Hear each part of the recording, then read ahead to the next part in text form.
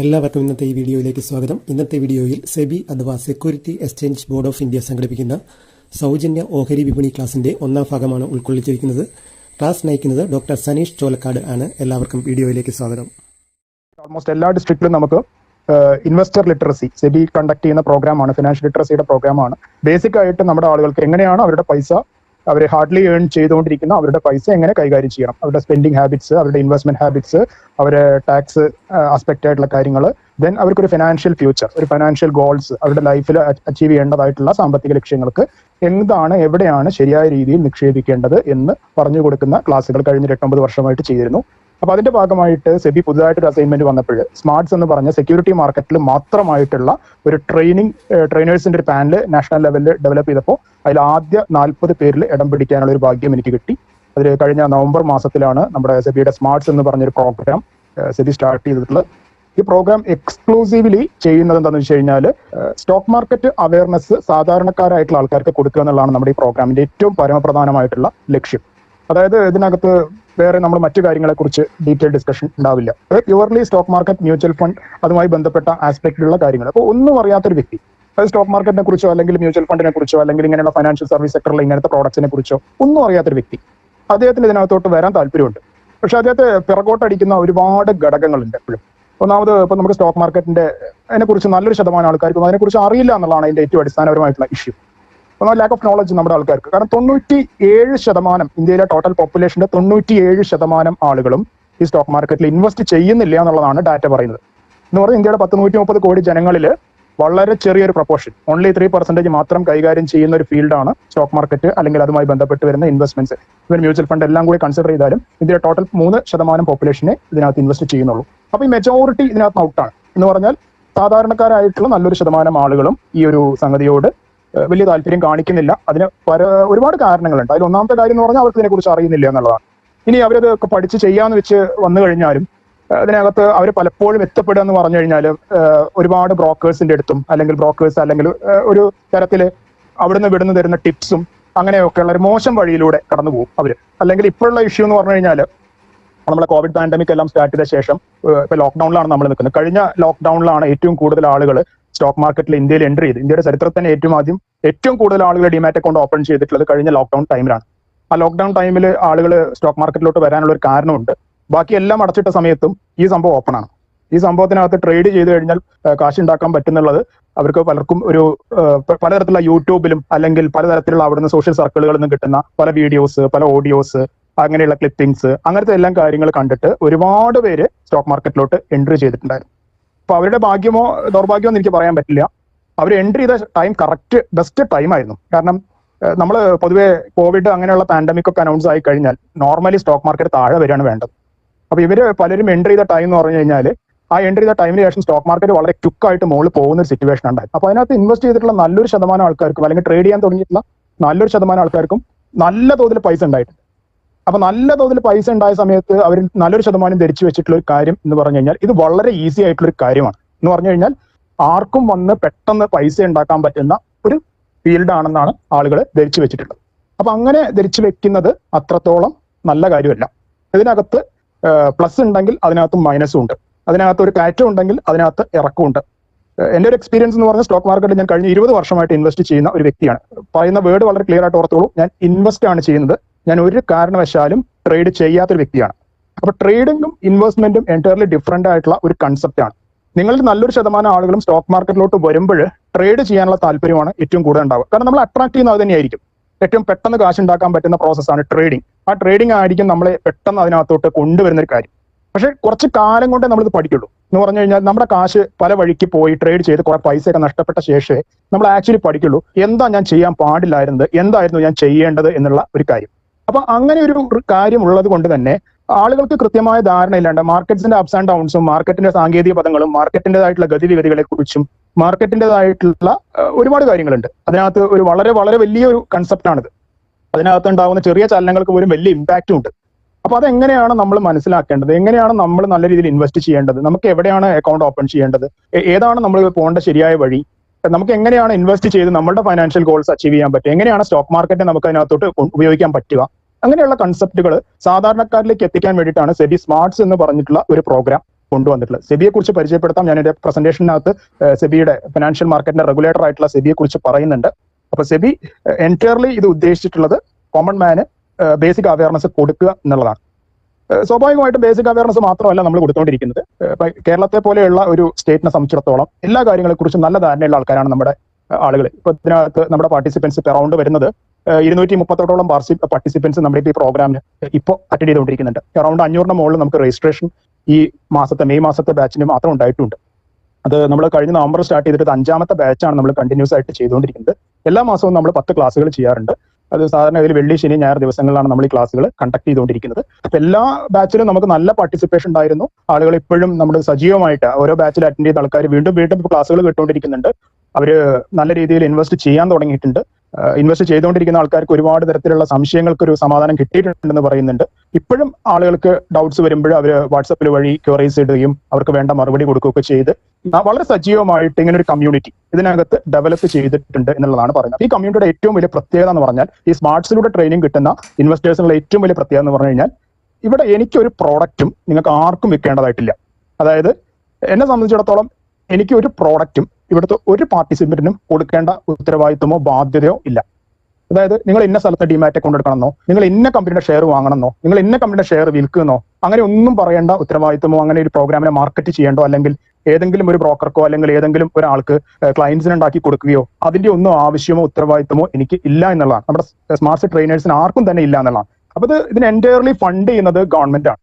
ഈ പ്രോഗ്രാമിന് വേണ്ടിയുള്ള എൻറ്റയർ ഫണ്ട് വരുന്നത് സെബി ഡയറക്ട്ലി ഫണ്ട് ചെയ്യുന്നത്. അപ്പൊ സെബി ഡയറക്ട്ലി ഫണ്ട് ചെയ്യുന്നത് ഇൻവെസ്റ്റർ പ്രൊട്ടക്ഷൻ ഫണ്ട്, അതായത് നിക്ഷേപക ബോധവൽക്കരണത്തിന് വേണ്ടി സെബി യൂസ് ചെയ്യുന്ന ഫണ്ടാണ്. ആ ഫണ്ടിൽ നിന്നാണ് ഇത്. അപ്പൊ അത് നിങ്ങൾക്ക് അർഹതപ്പെട്ട ഫണ്ടാണ്, നിങ്ങൾക്ക് അവകാശപ്പെട്ട ഫണ്ടാണ്. നിങ്ങൾ ഓരോ നിക്ഷേപകർക്കും അവകാശപ്പെട്ടിട്ടുള്ള ഫണ്ടിന്റെ ഭാഗമായിട്ടുള്ള ക്ലാസ്സുകളാണ് നമ്മളിപ്പോൾ ചെയ്തുകൊണ്ടിരിക്കുന്നത്. അപ്പൊ സ്വാഭാവികമായിട്ട് നിങ്ങൾക്ക് അതിന്റെ ബെനിഫിറ്റ് തരിക എന്നുള്ളത് ഞാൻ ഉൾപ്പെടെ വരുന്ന സെബിയുടെ ട്രെയിനേഴ്സിന് എല്ലാം തന്നെയുണ്ട്. ആ ഒരു കർത്തവ്യമാണ് ഞങ്ങൾ ഓരോരുത്തരും സ്മാർട്സിന്റെ പ്രോഗ്രാമിലൂടെ നിറവേറ്റിക്കൊണ്ടിരിക്കുന്നത്. അപ്പോൾ ഇതാണ് ബേസിക് ആയിട്ട് പറയാനുള്ളത്. ഇനി ഓരോരോ ആഴ്ചകളിലും നമ്മൾ എന്ത് ചെയ്യുന്നത് വെച്ച് കഴിഞ്ഞാൽ ഓരോരോ ടോപ്പിക്കിലാണ് ക്ലാസ്സുകൾ. ഇപ്പൊ ഇന്ന് വരുന്നത് അതിന്റെ ഏറ്റവും ബേസിക്സ് ആണ്. നാളെ സൺഡേ ക്ലാസ് വെക്കുന്നുണ്ട്. സൺഡേ 7 മണിക്ക് വെക്കുന്ന ക്ലാസ് KYC മാനദണ്ഡങ്ങളാണ്. അക്കൗണ്ട് ഓപ്പണിംഗുമായി ബന്ധപ്പെട്ട് വരുന്ന KYC മാനദണ്ഡങ്ങളെ കുറിച്ചുള്ള ക്ലാസ് ആണ് നാളെ വെക്കുന്നത്. അതിനുശേഷം നെക്സ്റ്റ് ഫ്രൈഡേ തൊട്ട് വീണ്ടും സ്റ്റാർട്ട് ചെയ്യും ഇനീഷ്യൽ പബ്ലിക് ഓഫർ, IPOസിൽ എങ്ങനെയാണ് അപ്ലൈ ചെയ്യേണ്ടത്, എങ്ങനെയാണ് പ്രാഥമിക ഓഹരി വിപണിയിലോട്ട് അപേക്ഷിക്കേണ്ടത്, അതിന്റെ സാങ്കേതിക കാര്യങ്ങളെ കുറിച്ചുള്ള കാര്യങ്ങൾ. അങ്ങനെ അതിനുശേഷം നല്ല ഓഹരികളെ എങ്ങനെ കണ്ടെത്താം, എങ്ങനെയാണ് പ്രോഫിറ്റബിൾ ആയിട്ട് ഇൻവെസ്റ്റ്മെന്റ്സ് നടത്തേണ്ടത്, അതേപോലെ മ്യൂച്വൽ ഫണ്ട്സിനെ കുറിച്ച്, അങ്ങനെ വ്യത്യസ്ത ടോപ്പിക്കുകളിൽ 10ഓളം ക്ലാസ്സുകൾ നമ്മൾ പാർട്ടിസിപ്പൻസിന് ഇപ്പൊ കൊടുക്കുന്നുണ്ട്. അപ്പൊ നിലവിൽ 10 ക്ലാസ് ആണ് സെബി കൊടുക്കാൻ പറഞ്ഞിട്ടുള്ളത്. അത് ഇനി ഫർദർ ക്ലാസ്സുകൾ വരുന്നുണ്ട്. അതിന്റെ കരിക്കുലവും മറ്റു കാര്യങ്ങളും ഡെവലപ്പായി വരുന്നുണ്ട്. അങ്ങനെ കരിക്കുലവും മറ്റും ഡെവലപ്പായി കഴിഞ്ഞാൽ ഫർദർ ടോപ്പിക്സിലും നമുക്ക് ക്ലാസ്സുകൾ ചെയ്യാനായിട്ട് പറ്റും. അതാണ് ഏറ്റവും ബേസിക് ആയിട്ട് ഇതിന്റെ ക്ലാസ്സുകളുടെ ഡെവലപ്മെന്റിനെ കുറിച്ച് പറയാനായിട്ടുള്ള കാര്യം. ഇതിൽ കുറെ പേര് നിക്ഷേപിക്കുന്ന ആൾക്കാരുണ്ടായിരിക്കാം, കുറെ പേര് ഇതിനകത്ത് തുടക്കക്കാരായിട്ടുള്ള ആൾക്കാരുണ്ടാവും, എല്ലാവരും ഉണ്ട്. അപ്പോൾ ഇതിന്റെ ഒരു വേ ഓഫ് പ്രസന്റേഷൻ എന്ന് പറഞ്ഞു കഴിഞ്ഞാൽ ഏറ്റവും വളരെ ലളിതമായിട്ട് ഒന്നും അറിയാത്ത ഒരു വ്യക്തിക്ക് എങ്ങനെയാണോ കാര്യങ്ങൾ പറഞ്ഞു കൊടുക്കേണ്ടത് ആ രീതിയിലാണ് ഇത് പ്രസന്റ് ചെയ്യാനായിട്ട് ഉദ്ദേശിക്കുന്നത്. ഒരു പക്ഷേ മാർക്കറ്റിൽ ഒരുപാട് വർഷം എക്സ്പീരിയൻസ് ഉള്ള ആൾക്കാരെ കൊണ്ടായിരിക്കും അവർക്ക് തോന്നുമായിരിക്കും ഇതൊക്കെയാണോ ഇപ്പോൾ ആൾക്കാർക്ക് പറഞ്ഞു കൊടുക്കേണ്ടത്, ഇതൊക്കെ എല്ലാവർക്കും അറിയാവുന്ന കാര്യമല്ലേ എന്നുള്ളത്. അത് ശരിയായിരിക്കാം, അവർക്ക് എല്ലാവർക്കും അറിയായിരിക്കാം. പക്ഷേ ഒരു സാധാരണ വ്യക്തി, ഇത് കടന്നു വരുന്ന ഒരു വ്യക്തിയെ സംബന്ധിച്ചിടത്തോളം ഇത് അറിയുണ്ടാവില്ല. അപ്പൊ അവർക്കത് പറഞ്ഞു കൊടുക്കാനുള്ള ബേസിക് മൊഡ്യൂളാണ് ചെയ്യുന്നത് എന്നുള്ളതാണ് നമ്മൾ മനസ്സിലാക്കേണ്ട ഏറ്റവും വലിയ കാര്യം. ഇനി എന്തുകൊണ്ട് നമ്മൾ സ്റ്റോക്ക് മാർക്കറ്റിലോട്ട് വരണം അല്ലെങ്കിൽ ഇൻവെസ്റ്റ് ചെയ്യണം എന്നുള്ളതാണ് ആദ്യമായിട്ട് പറയേണ്ട ഒരു കാര്യം. ഇപ്പോൾ നമ്മൾ പൊതുവെ നോക്കുകയാണെങ്കിൽ നമ്മുടെ ഇൻവെസ്റ്റ്മെന്റ് പല കാര്യങ്ങളും നോക്കുകയാണെങ്കിൽ നമ്മൾ മലയാളികളെ സംബന്ധിച്ചിടത്തോളം ഇൻവെസ്റ്റ്മെന്റ്സ് കാര്യമായിട്ട് വരുന്നത് ബാങ്കിൽ പൈസ ഇൻവെസ്റ്റ് ചെയ്യാറുണ്ട്, നമുക്ക് റിയൽ എസ്റ്റേറ്റ് ഇൻവെസ്റ്റ്മെന്റ്സ് വരാറുണ്ട്, അതോടൊപ്പം ഗോൾഡിൽ ഇൻവെസ്റ്റ്മെന്റ് വരാറുണ്ട്. ഈ 3 ഏരിയയിലോട്ടാണ് മലയാളികൾ കാര്യമായിട്ട് നിക്ഷേപം നടത്താറുള്ളത്. ഈ 3 ഏരിയാസിലും ഇപ്പോൾ ഏതാണ്ട് അടി കിട്ടിയ അവസ്ഥയാണുള്ളത്. എന്ന് പറഞ്ഞു കഴിഞ്ഞാൽ ഇപ്പോൾ ബാങ്കിൽ പൈസ ഇൻവെസ്റ്റ് ചെയ്ത് കഴിഞ്ഞാൽ അതിന്റെ ബാങ്ക് FD ഇൻട്രസ്റ്റ് റേറ്റ് താഴെ വന്ന് 5-നും 6% ഇടയിലാണ് നിൽക്കുന്നത്. ഈ 5-6% ഇൻട്രസ്റ്റ് റേറ്റ് വെച്ചിട്ട് കുറച്ച് കാലം അങ്ങ് മുന്നോട്ട് പോയി കഴിഞ്ഞാൽ നിങ്ങൾക്ക് ഒരു കാര്യം മനസ്സിലാക്കാൻ പറ്റും, നിങ്ങളുടെ ഇൻവെസ്റ്റഡ് എമൗണ്ട് ഒരു കാരണവശാലും ഡെവലപ്പ് ആവുന്നില്ല എന്നുള്ളത് മനസ്സിലാവും. പൈസയുടെ ഒരു പ്രത്യേകത എപ്പോഴും മനസ്സിലാക്കുക. ഇന്ന് നിങ്ങളുടെ കയ്യിൽ 100 രൂപ കൊണ്ട് നിങ്ങൾക്ക് എന്ത് വാങ്ങാൻ പറ്റുമോ അത് നാളെ നിങ്ങൾക്ക് 100 രൂപ കൊണ്ട് വാങ്ങാൻ പറ്റില്ല. എന്ന് പറഞ്ഞാൽ പൈസയുടെ മൂല്യം ദിനം പ്രതി താഴോട്ടാണ് വരുന്നത്. അല്ലെങ്കിൽ പൈസയ്ക്ക് ഇൻഫ്ലേഷൻ എഫക്റ്റ് ഉണ്ട്. ഇൻഫ്ലേഷൻ എഫക്ട് എന്ന് പറഞ്ഞാൽ പണപ്പെരുപ്പത്തിന്റെ എഫക്ട് ഉണ്ട്. സാധനങ്ങളുടെ വില ഒരു സൈഡിലൂടെ കയറി വരുമ്പോൾ നമ്മുടെ പോക്കറ്റിൽ ഇരിക്കുന്ന പൈസയ്ക്ക് എന്താണ് മൂല്യം കുറയുക എന്നുള്ളതാണ് ഇതിന്റെ കൺസെപ്റ്റ്. അപ്പൊ ആ മൂല്യ ശോഷണത്തെ പ്രൊട്ടക്ട് ചെയ്യാൻ അല്ലെങ്കിൽ ആ മൂല്യ ശോഷണത്തെ കവർ ചെയ്യാനാണ് നമ്മൾ എന്ത് ചെയ്യുന്നത്, നമ്മുടെ പൈസ കൊണ്ട് ഇൻവെസ്റ്റ് ചെയ്യുന്നത്. ഇപ്പൊ സപ്പോസ് നമ്മുടെ രാജ്യത്ത് 6% ഇൻഫ്ലേഷൻ റേറ്റും 5% ഡെപ്പോസിറ്റ് റേറ്റും ആണ് ഉള്ളതെന്നുണ്ടെങ്കിൽ നമുക്ക് 1% നമ്മളുടെ ഇൻവെസ്റ്റ്മെന്റ് ലോസ് ആണ് സംഭവിക്കുന്നത്, അല്ലെങ്കിൽ നമ്മളുടെ പൈസ പണപ്പെരുപ്പ നിരക്കിന്റെ അത്രത്തോളം പോലും വർദ്ധിക്കുന്നില്ല എന്നുള്ളത് നമുക്ക് സങ്കടകരമായിട്ടുള്ള ഒരു കാര്യമാണ്. ഇത് ഏറ്റവും കൂടുതൽ നന്നായിട്ട് അറിയാൻ പറ്റുന്ന ആൾക്കാർ എന്ന് പറഞ്ഞു കഴിഞ്ഞാൽ റിട്ടയർഡ് ഹാൻഡ്സ് ആണ്.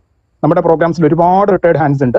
റിട്ടയർഡ് ഹാൻഡ്സ് അവർ റിട്ടയർ ചെയ്യുന്ന സമയത്ത് കിട്ടിയ പൈസയൊക്കെ ഇൻവെസ്റ്റ് ചെയ്തിട്ട് പലതും ബാങ്കിൽ FDയും മറ്റു കാര്യങ്ങളൊക്കെ ഇട്ട് പ്രോപ്പർലി ഇപ്പോൾ റിട്ടേൺസ് ഇല്ല, വരുമാനമില്ല, അവരുടെ ജീവിത സാഹചര്യങ്ങൾക്ക് വേണ്ടി അവരുടെ ഹോസ്പിറ്റൽ എക്സ്പെൻഡിച്ചറോ അവരുടെ മറ്റു കാര്യങ്ങൾക്കോ വേണ്ടി ഒന്നും തന്നെ അവർക്ക് പണം തികയുന്നില്ല, ഇനി കുറച്ചുകൂടെ റിസ്കി ആയിട്ടുള്ള എന്തെങ്കിലും കയറി ഇൻവെസ്റ്റ് ചെയ്യാൻ പറ്റുമോ എന്നൊക്കെ ചോദിച്ചിട്ട് ഒരുപാട് പാർട്ടിസിപ്പൻസ് നമ്മുടെ പ്രോഗ്രാംസിൽ അറ്റൻഡ് ചെയ്യാറുണ്ട്. അവരിങ്ങനെയുള്ള ക്വറീസ് ഉന്നയിക്കാറുണ്ട്.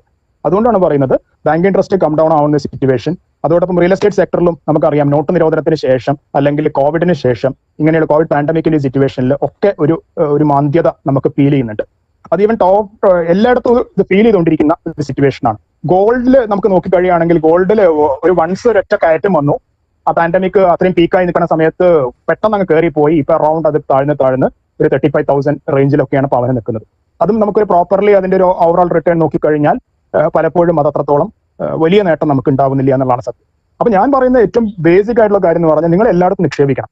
നിങ്ങൾ ബാങ്കിൽ പൈസ ഇടണം, കുറച്ച് പൈസ അത്യാവശ്യമാണ്, ബാങ്കിൽ എന്തായാലും ഇടണം പൈസ. നിങ്ങൾക്ക് റിയൽ എസ്റ്റേറ്റ് ഇൻവെസ്റ്റ്മെന്റ് മസ്റ്റാണ്.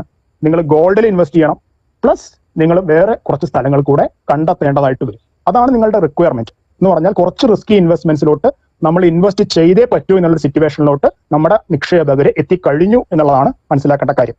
അത് നമുക്ക് ഷെയർസിലാവാം, മ്യൂച്വൽ ഫണ്ടിലാകാം, അങ്ങനെയുള്ള ഫീൽഡിലോട്ട് നമ്മൾ ഇൻവെസ്റ്റ് ചെയ്യേണ്ട സാഹചര്യത്തിലോട്ട് വന്നിട്ടുണ്ട്. അപ്പോൾ നമ്മൾ ഇൻവെസ്റ്റ് ചെയ്യാൻ ഇറങ്ങുന്നതിന് മുമ്പ് നമുക്ക് ഇതിനെക്കുറിച്ച് ഒരു പ്രോപ്പർ അവയർനെസ് വേണം. നമ്മൾ അവയർനെസ് ഇല്ലാണ്ട് ഈ ഫീൽഡിലോട്ട് വരരുത്. കാരണം വന്നു കഴിഞ്ഞാൽ സ്വാഭാവികമായിട്ട് നമുക്ക് വലിയ നഷ്ടം ഉണ്ടാവാനുള്ള സാധ്യത ഉണ്ട്. ഇവൻ നമ്മൾ ഇൻവെസ്റ്റ് ചെയ്ത ക്യാപിറ്റലിനെ പോലും എറോഡ് ചെയ്ത് കളയുന്ന ഒരു ഫീൽഡാണിത്. പക്ഷെ നമുക്ക് പ്രോപ്പർലി വളരെ സിസ്റ്റമാറ്റിക് ആയിട്ട് നല്ല രീതിയിൽ ഇൻവെസ്റ്റ് ചെയ്ത് ദീർഘകാലം കൊണ്ട് വലിയ തോതിൽ റിട്ടേൺ ജനറേറ്റ് ചെയ്യാൻ പറ്റും എന്നുള്ളത് പ്രൂവൺ ആയിട്ടുള്ള കാര്യമാണ്. ഞാൻ ചെറിയൊരു ഡാറ്റ മാത്രം പറയാം. ഇന്ത്യയിലെ സ്റ്റോക്ക് മാർക്കറ്റിന്റെ സൂചികയാണ് സെൻസെക്സ്. ഈ സെൻസെക്സ് എന്ന് പറയുന്ന സൂചിക കയറുന്നതും ഇറങ്ങുന്നതും വലിയ വാർത്തകളാണ് പത്രങ്ങളിലും മീഡിയാസിലും ഒക്കെ. അതൊക്കെ വലിയ വാർത്തയായിരിക്കാം. നിങ്ങൾ അതിന്റെ ഒരു 30 വർഷത്തെ ചരിത്രം മാത്രം എടുക്കുക. 30 വർഷത്തെ ചരിത്രം സ്റ്റോക്ക് മാർക്കറ്റ് സൂചികയായിട്ടുള്ള സെൻസെക്സ് 1970, 75, 78, 79 കാലഘട്ടങ്ങളിൽ തൊട്ടുള്ളതാണ്. അത് ഇപ്പൊ ഒരു 30 വർഷത്തെ അതിന്റെ ആവറേജ് റിട്ടേൺ എന്ന് പറഞ്ഞു കഴിഞ്ഞാൽ 15%. ആവറേജ് റിട്ടേൺ ഈ എല്ലാ വർഷവും 15% കൊടുത്തു എന്നല്ല അതിനകത്ത് പറഞ്ഞതിന്റെ അർത്ഥം. ചില വർഷങ്ങളിൽ അത് 50% കയറിപ്പോയിട്ടുണ്ട്. ഇപ്പൊ കഴിഞ്ഞ വർഷ സിറ്റുവേഷൻ ആണെന്ന് ആലോചിച്ചോളൂ. കോവിഡ് ഏറ്റവും കൂടുതൽ അതിന്റെ ഫസ്റ്റ് വേവ് അടിച്ച് മാർക്കറ്റ് എല്ലാം താഴെ പോയി, എല്ലാം അടിച്ച് പൂട്ടി, നമ്മൾ നാട് മുഴുവൻ അടച്ചുപൂട്ടിയിരിക്കുന്ന ആ സിറ്റുവേഷനിൽ മാർക്കറ്റിൽ സ്റ്റോക്ക് മാർക്കറ്റ് കൊടുത്തിട്ടുള്ള 50% റിട്ടേൺ ആണ്. അപ്പൊ അവിടെ ഒരു വലിയ റിട്ടേൺ വന്നിട്ടുണ്ട്.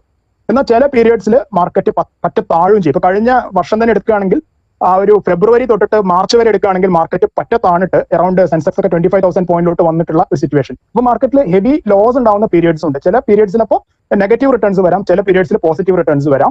എനിവേ ഇതിനകത്ത് സംഭവിക്കുന്നത് ഈ 30 വർഷത്തെ ചരിത്രം എടുക്കുമ്പോൾ ഓൺ ആൻ ആവറേജ് 15% റിട്ടേൺ കൊടുത്തിട്ടുണ്ട്. അപ്പൊ ഈ 15% റിട്ടേൺ എന്ന് പറഞ്ഞ റിട്ടേണിന്റെ ഒരു വലിയ ബെനിഫിറ്റ് എന്ന് പറഞ്ഞു കഴിഞ്ഞാൽ ഇത് ആർക്കാണ് കൊടുത്തിട്ടുള്ളത്? ഇതിനകത്ത് നിന്നിട്ടുള്ള ആൾക്കാർക്കേ കൊടുത്തിട്ടുള്ളൂ. ഇത് ഇതിനകത്ത് വരാത്ത ആൾക്കാർക്കോ അല്ലെങ്കിൽ ഇതിന്റെ സൈഡിലൂടെ പോയ ആൾക്കാർക്കോ ഒന്നും ഇത് കിട്ടിയിട്ടില്ല. ഇതിനകത്ത് ആക്ച്വലി ഇൻവെസ്റ്റ് ചെയ്യാൻ ഇറങ്ങേണ്ടി വരും, നമ്മൾ ഇൻവെസ്റ്റ് ചെയ്യേണ്ടി വരും, ദീർഘകാലം കാത്തിരിക്കേണ്ടി വരും. കാത്തിരിക്കുകയാണെങ്കിൽ സ്വാഭാവികമായിട്ടും നമുക്ക് റിസൾട്ട് കിട്ടും. അത് പ്രൂവൺ ആയിട്ടുള്ള കാര്യമാണ്. എന്റെ ഒരു എക്സ്പീരിയൻസും ഞാൻ കഴിഞ്ഞ 20 വർഷമായിട്ട് ഇതിനകത്ത് ഇൻവെസ്റ്റ് ചെയ്യുന്ന വ്യക്തിയാണ്. അതുകൊണ്ട് തന്നെയാണ് പറയുന്നത്, നല്ലൊരു പോർട്ട്ഫോളിയോ, നല്ലൊരു സ്റ്റോക്കുകൾ ആഡ് ചെയ്ത് നല്ല രീതിയിൽ ഇൻവെസ്റ്റ് ചെയ്യുകയാണെങ്കിൽ തീർച്ചയായിട്ടും ഇത് വളരെ ബെനിഫിഷ്യൽ ആയിട്ടുള്ള ഒരു കാര്യമാണ്. മറിച്ച് ട്രേഡ് ചെയ്യാനോ അല്ലെങ്കിൽ വളരെ പെട്ടെന്ന് ക്യുക്കായിട്ട് കുറെ കാശ് ഉണ്ടാക്കാൻ പറ്റിയ ഒരു ഫീൽഡാണ്. ഇതിനകത്ത് കുറെ ഉള്ള പൈസ എല്ലാം കൊണ്ടുപോയി ഇതിനകത്ത് ഇട്ടിട്ട് നമുക്ക് പെട്ടെന്ന് പണം വാരാം എന്ന് വിചാരിച്ചു കഴിഞ്ഞാൽ നിങ്ങൾക്ക് പിഴയ്ക്കുകയും ചെയ്യും, ഉറപ്പാണ്. നമ്മുടെ ഒരുപാട് ചെറുപ്പക്കാരായിട്ടുള്ള നിക്ഷേപകരും പുതുതായിട്ട് കടന്നു വരുന്ന നിക്ഷേപകർക്കും ഇപ്പൊ പറ്റിക്കൊണ്ടിരിക്കുന്ന ഒരു പ്രധാനപ്പെട്ട വിഷയമാണ് എന്ന് പറഞ്ഞു കഴിഞ്ഞാൽ, പലരും യൂട്യൂബിലും മറ്റും കാണുന്ന വീഡിയോസ് കണ്ടിട്ട് ഒരു പ്രേരണ മൂലം പെട്ടെന്ന് വന്ന് അവർ ചെറിയ ചെറിയ ഗെയിംസ് ഒക്കെ കിട്ടുമ്പോൾ അവർ വിചാരിക്കുന്നത് ഓട്ടോമാറ്റിക്കലി ഇത് വളരെ ഈസി ആണെന്ന് വിചാരിച്ച് പരിപാടി തുടങ്ങും. എന്നിട്ട് ക്രമേണ അവർക്ക് കൈകൊണ്ട് തൊടാൻ പോലും പറ്റാത്ത പ്രോഡക്ട്സിലോട്ട് അവർ മെല്ലെ പോകും. ഈവൻ ഫ്യൂച്ചേഴ്സ്, ഓപ്ഷൻസ്, അങ്ങനെയുള്ള ഡെറിവേറ്റീവ് പ്രോഡക്ട്സിലോട്ടൊക്കെ പോകും. അങ്ങനെ ക്രമേണ അവർക്ക് വലിയ തോതിൽ സാമ്പത്തിക നഷ്ടം ഉണ്ടാവുന്ന സിറ്റുവേഷൻസ് ഉണ്ട്. അപ്പോൾ ബേസിക്സ് നമ്മൾ എപ്പോഴും മനസ്സിലാക്കുക. ബേസിക്സ് എല്ലാവർക്കും തുല്യമാണ്. എനിക്കും നിങ്ങൾക്കും എല്ലാവർക്കും തുല്യമാണ്. ഈ ബേസിക്സിൽ ഉറച്ചു നിൽക്കുക, ദീർഘകാലം മാർക്കറ്റിൽ നിൽക്കാൻ ശ്രമിക്കുക. ദീർഘകാലം മാർക്കറ്റിൽ നിൽക്കാൻ സാധിച്ചാൽ ഉറപ്പ് മാർക്കറ്റ് നമുക്ക് വേണ്ട റിട്ടേൺ തരും, ഉറപ്പായിട്ടുള്ള ഒരു കാര്യമാണ്. അത് ഇതിന്റെ ചരിത്രം പറയുന്ന ഒരു കാര്യമാണ്. അപ്പൊ ഈ ചരിത്രത്തെ നമ്മൾ ഒരിക്കലും എഴുതി തള്ളേണ്ട കാര്യമില്ല. ഇനിയും നമ്മുടെ മുമ്പിൽ നിൽക്കുന്നത് വളരെ നല്ല കാലം തന്നെയാണ് നമ്മൾ വിശ്വസിക്കേണ്ടത്. ഒരിക്കലും ഇനിയുള്ള കാര്യമൊക്കെ പോക്കാണ്, അല്ലെങ്കിൽ ലോകം മുഴുവൻ നശിക്കാൻ പോവുകയാണ്, കൊറോണ എല്ലാം ലോകത്തെ എടുത്തുകൊണ്ട് കൊണ്ടുപോകും എന്ന് വിചാരിക്കുന്നിടത്തൊന്നും ഒരു പോസിറ്റീവ് ആംബിയൻസ് ഇല്ലാണ്ട്, ഒരു പോസിറ്റീവ് തിങ്കിങ് ഇല്ലാണ്ട് ഒരിക്കലും സ്റ്റോക്ക് മാർക്കറ്റിൽ ഇൻവെസ്റ്റ് ചെയ്യുന്നിടത്തൊന്നും നമുക്ക് കാര്യമില്ല. നമ്മൾ നന്നായിട്ട് ചിന്തിക്കുക, നല്ല രീതിയിൽ ഇൻവെസ്റ്റ് ചെയ്യുക, മാർക്കറ്റിന്റെ വഴിക്ക് വിട്ടേക്കുക. നമ്മൾ നമ്മുടെ ജോലി, നമ്മുടെ കാര്യങ്ങൾ, നമ്മുടേതായിട്ടുള്ള ലൈഫായിട്ട് നോക്കുക. മാർക്കറ്റിന് ഓവറായിട്ട് അതിനെക്കുറിച്ച് ആലോചിച്ച് തല പുണ്ണാക്കുക, അവിടുന്ന് ഇവിടുന്ന് കടം വാങ്ങിക്കൊണ്ടുപോയി മാർക്കറ്റിൽ ഇൻവെസ്റ്റ് ചെയ്യുക, അതൊന്നും ചെയ്യരുത്. നിങ്ങളുടെ സമ്പാദ്യത്തിന്റെ ഒരു ചെറിയ പങ്ക് ഇതിനകത്തോട്ട് നിക്ഷേപിക്കുക. മറ്റ് ഇൻവെസ്റ്റ്മെന്റ്സിനെ കാണുന്ന പോലെ ഇതും നിങ്ങളുടെ പോർട്ട്ഫോളിയോയിൽ, നിക്ഷേപ പോർട്ട്ഫോളിയോയിൽ കൊണ്ടുവരാനായിട്ടുള്ള ഒരു ശ്രമം ഉണ്ടാവുക. അത് ചെയ്യുക. കുറച്ച് കഴിയുമ്പോൾ ഓട്ടോമാറ്റിക്കലി നിങ്ങൾക്ക് ഒരു കാര്യം മനസ്സിലാക്കാൻ പറ്റും, ഇത് നിങ്ങൾക്ക് വേണ്ട റിസൾട്ട്സ് തന്നെ തുടങ്ങിയിട്ടുണ്ടാകും എന്ന് നമുക്ക് മനസ്സിലാക്കാം. ഇതാണ് വളരെ ബേസിക് ആയിട്ട് എനിക്ക് ഇൻവെസ്റ്റ്മെന്റ് നടത്തേണ്ടതിന്റെ ആവശ്യകതയെ കുറിച്ച് പറയേണ്ടത്. പിന്നെ എന്തുകൊണ്ട് നമ്മുടെ ആൾക്കാർ ഇതിനകത്ത് മാർക്കറ്റിലോട്ട് ഇപ്പൊ വരാനുള്ള മടി, ബേസിക് ആയിട്ടുള്ള ഒരു മടി എന്തുകൊണ്ടാണെന്ന് വെച്ച് കഴിഞ്ഞാൽ, ഒന്ന് മാർക്കറ്റിനെ കുറിച്ച് അറിയില്ല എന്ന് ഞാൻ നേരത്തെ പറഞ്ഞു. രണ്ടാമത്തെ കാര്യം എന്ന് പറഞ്ഞാൽ ഇതിനകത്ത് ഒരു റോങ് പബ്ലിസിറ്റി എപ്പോഴും ഉണ്ട്. സ്റ്റോക്ക് മാർക്കറ്റിൽ ഇൻവെസ്റ്റ് ചെയ്യുന്ന ആൾക്കാർ എല്ലാവരും വലിയ ചൂതാട്ടക്കാരും, അല്ലെങ്കിൽ ഏതാണ്ടോ വലിയ എന്തൊക്കെയാ പറയുന്ന ഈ ഹർഷത് മേത്തയുടെ സ്കാമും, അല്ലെങ്കിൽ പെട്ടെന്ന് കോടാനുകോടീശ്വരന്മാർക്ക് മാത്രം പറ്റിയ ഒരു ഫീൽഡാണ് ഈ സ്റ്റോക്ക് മാർക്കറ്റ്. അങ്ങനെ അല്ലെങ്കിൽ സ്റ്റോക്ക് മാർക്കറ്റ് ഇടിഞ്ഞു കഴിഞ്ഞാൽ ഒരുപാട് ആളുകൾ അങ്ങനെ സ്റ്റോക്ക് മാർക്കറ്റിൽ നഷ്ടം സംഭവിച്ചിട്ട് ആത്മഹത്യ ചെയ്തിട്ടുണ്ട്. അപ്പൊ അതുകൊണ്ട് ഇനി വരുന്ന ആൾക്കാരെല്ലാം തന്നെ അങ്ങനെ വലിയ നഷ്ടമൊക്കെ സംഭവിക്കും, അങ്ങനെയൊക്കെ പറഞ്ഞ് നമ്മൾ ഒരുപാട് പേര് പേടിപ്പിച്ചിട്ടുണ്ടാവും. നമുക്ക് അങ്ങനത്തെ ഒരു റോങ് പബ്ലിസിറ്റി ഈ സംഗതിയെ കുറിച്ച് കേട്ടിട്ടുണ്ട്. അത്ര പേടിക്കേണ്ട സംഗതികളൊന്നുമില്ല. ഒരാൾക്ക് അതിനകത്ത് നഷ്ടം വന്നിട്ടുണ്ടെങ്കിൽ അയാളുടെ വേ ഓഫ് ഡൂയിങ്ങിൽ എന്തോ ഒരു പിഴവ് പറ്റിയിട്ടുണ്ട്. അതെന്താണെന്ന് അദ്ദേഹം തിരിച്ചറിഞ്ഞ് തിരുത്തി മുന്നോട്ട് പോയിരുന്നെങ്കിൽ അദ്ദേഹത്തിന് ആ തകർച്ച വരില്ലായിരുന്നു. അപ്പോൾ നമുക്ക് റോങ് പബ്ലിസിറ്റിയെ നമ്മൾ അങ്ങനെ മൈൻഡ് ചെയ്യേണ്ട. നെഗറ്റീവ് വോയിസുകൾ നമുക്ക് എല്ലായിടത്തും കേട്ടുകൊണ്ടിരിക്കും. എല്ലാ കാര്യത്തിലും അങ്ങനെയാണ്. നമ്മുടെ സറൗണ്ടിങ്സിൽ നെഗറ്റീവാണ് മൊത്തം കേട്ടുകൊണ്ടിരിക്കുക. അത് പ്രശ്നമാണ്, ഇത് പ്രശ്നമാണ്, അതിനകത്ത് ചെയ്യാൻ പാടില്ല, ഇത് ചെയ്യാൻ പാടില്ല, അങ്ങനെ എല്ലാ നെഗറ്റീവ്സും നമ്മൾ കേട്ടോണ്ടിരിക്കുന്ന ഇടയിലും നമ്മൾ പോസിറ്റീവായിട്ട് തിങ്ക് ചെയ്യുക, നല്ല സ്റ്റോക്സ് ഐഡന്റിഫൈ ചെയ്യുക, ഇൻവെസ്റ്റ് ചെയ്യുക, സ്വസ്ഥമായിട്ട് കിടന്നുറങ്ങിക്കോളൂ. ഒരു പ്രശ്നം അതിനകത്ത് വരില്ല എന്നുള്ളതാണ് മനസ്സിലാക്കേണ്ടത്. പിന്നെ വേറൊരു കൺസെപ്റ്റ് എപ്പോഴും പറയാറുണ്ട്, സ്റ്റോക്ക് മാർക്കറ്റ് ഒരു കാസിനോ ആണ്, ഒരു ചൂതാട്ട കേന്ദ്രമാണെന്നുള്ളത് പലരും പറയാറുള്ള ഒരു കാര്യം. ഇതൊരിക്കലും ഒരു ചൂതാട്ട കേന്ദ്രമൊന്നും അല്ല കേട്ടോ. നല്ല നല്ല കമ്പനികളൊക്കെ ഉള്ള അതിന്റെ ഉടമസ്ഥാവകാശം കൈമാറ്റം ചെയ്യപ്പെടുന്ന ഒരു സ്ഥലമാണ് ഈ സ്റ്റോക്ക് മാർക്കറ്റ്. അപ്പൊ അതിനകത്തൊരു ചൂതാട്ട കേന്ദ്രമൊന്നുമല്ല. നമുക്ക് നല്ല സ്റ്റോക്സ് വാങ്ങി നമ്മുടെ കയ്യിൽ വെച്ച് കഴിഞ്ഞാൽ ദീർഘകാലത്തിൽ എന്തായാലും നമുക്ക് ബെനിഫിറ്റ് ഉണ്ടാക്കാൻ പറ്റുന്ന സ്ഥലമാണ്. ഇത് ഒരിക്കലും ഒരു ചൂതാട്ട കേന്ദ്രമായിട്ടൊന്നും കരുത്. ചൂതാടണമെന്ന് ആഗ്രഹിക്കുന്ന ആൾക്കാർക്ക് ചൂതടിക്കാനുള്ള സെറ്റപ്പ് ഇതിനകത്തുണ്ട്, ട്രേഡ് ചെയ്യാനുള്ള വകുപ്പുണ്ട്.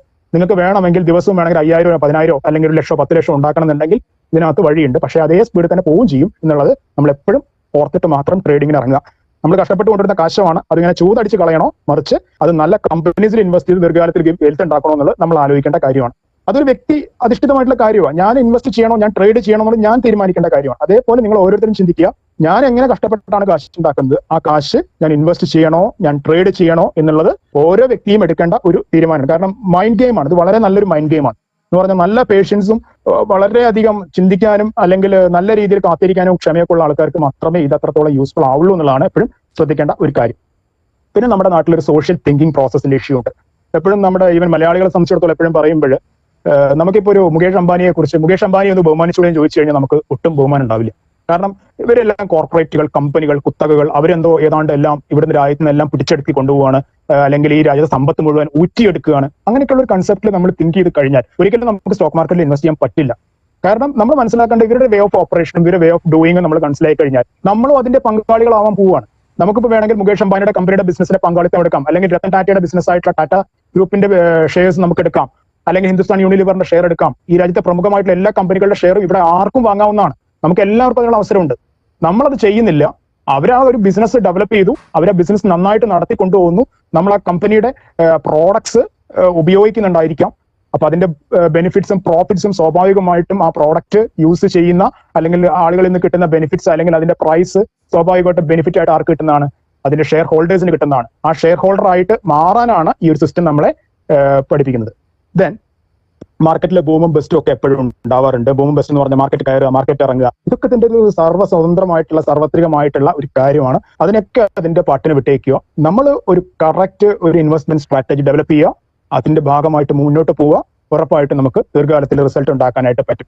അപ്പൊ ഞാൻ എന്റെ സ്ലൈഡ് പ്രസന്റേഷനിലേക്ക് മൂവ് ചെയ്യാണ്. ആ സ്ലൈഡ് പ്രസന്റേഷൻ കഴിഞ്ഞ ശേഷം നമുക്ക് നേരിട്ടുള്ള Q&Aയിലോട്ട് പോവാം. ഇന്നത്തെ ക്ലാസിന്റെ കരിക്കുലം സ്ലൈഡ് പ്രസന്റേഷനിലാണ് ഞാൻ പ്രസന്റ് ചെയ്യുന്നത്. അപ്പൊ ഇനി അറൌണ്ട് ഒരു 40 മിനിറ്റോളം സ്ലൈഡ് പ്രസന്റേഷൻ ഉണ്ട്. ആ സ്ലൈഡ് പ്രസന്റേഷനിൽ എല്ലാ ഇന്നത്തെ കൺസെപ്റ്റുകളെല്ലാം തന്നെ വളരെ വ്യക്തമായിട്ട് ഞാൻ പറയാം. ഇതാണ് ഒരു ഇൻട്രോഡക്ടറി റിമാർക്കായിട്ട് എനിക്ക് ഈ ഒരു ക്ലാസ്സിൽ അറ്റൻഡ് ചെയ്യുന്ന ആളുകളോട് പറയാനായിട്ട് ഉള്ളത്. വോയിസ് ബ്രേക്കിങ്ങിന്റെ ചെറിയ ഇഷ്യൂസ് പറയുന്നുണ്ട് ആൾക്കാർ. റേഞ്ചിന്റെ ചെറിയ പ്രശ്നങ്ങളൊക്കെ ഉണ്ടാവും. കാരണം നമ്മുടെ ഞാനിപ്പോൾ നിൽക്കുന്ന ആൾമോസ്റ്റ് നല്ല റേഞ്ചിൽ തന്നെയാണ്. ചെറിയ പ്രോബ്ലംസ് ഒക്കെ ഉണ്ടാവും. ചെറിയ പ്രോബ്ലംസ് ഒക്കെ ഒന്ന് അഡ്ജസ്റ്റ് ചെയ്യണേ, കാരണം അത് നമ്മുടെ കൺട്രോളിൽ നിൽക്കുന്ന കാര്യമല്ല. അത് അറിയാലോ, നമ്മുടെ ഒരു ടെലികോം നെറ്റ്വർക്കും അതിന്റെ ഒരു കണക്ടിവിറ്റിയും അതിന്റെയൊക്കെ ഒരു കാര്യങ്ങൾ എന്ന് പറഞ്ഞാൽ ഇവൻ നമ്മുടെ കൺട്രോളിൽ നിൽക്കുന്നത്. ചെറിയ തോതിലുള്ള ഇഷ്യൂസ് ഒക്കെ ഒന്ന് അഡ്ജസ്റ്റ് ചെയ്യണം എന്നുള്ളത് മാത്രമാണ് എനിക്ക് ആ വോയിസ് ബ്രേക്കിങ്ങിന്റെ കാര്യത്തിൽ പറയാനുള്ള ഒരു ചെറിയ റിക്വസ്റ്റ്. എനിക്ക് അത് മാത്രമാണ്. അപ്പൊ ഞാൻ എന്റെ സ്ലൈഡ് പ്രസന്റേഷനോട്ട് കിടക്കാം.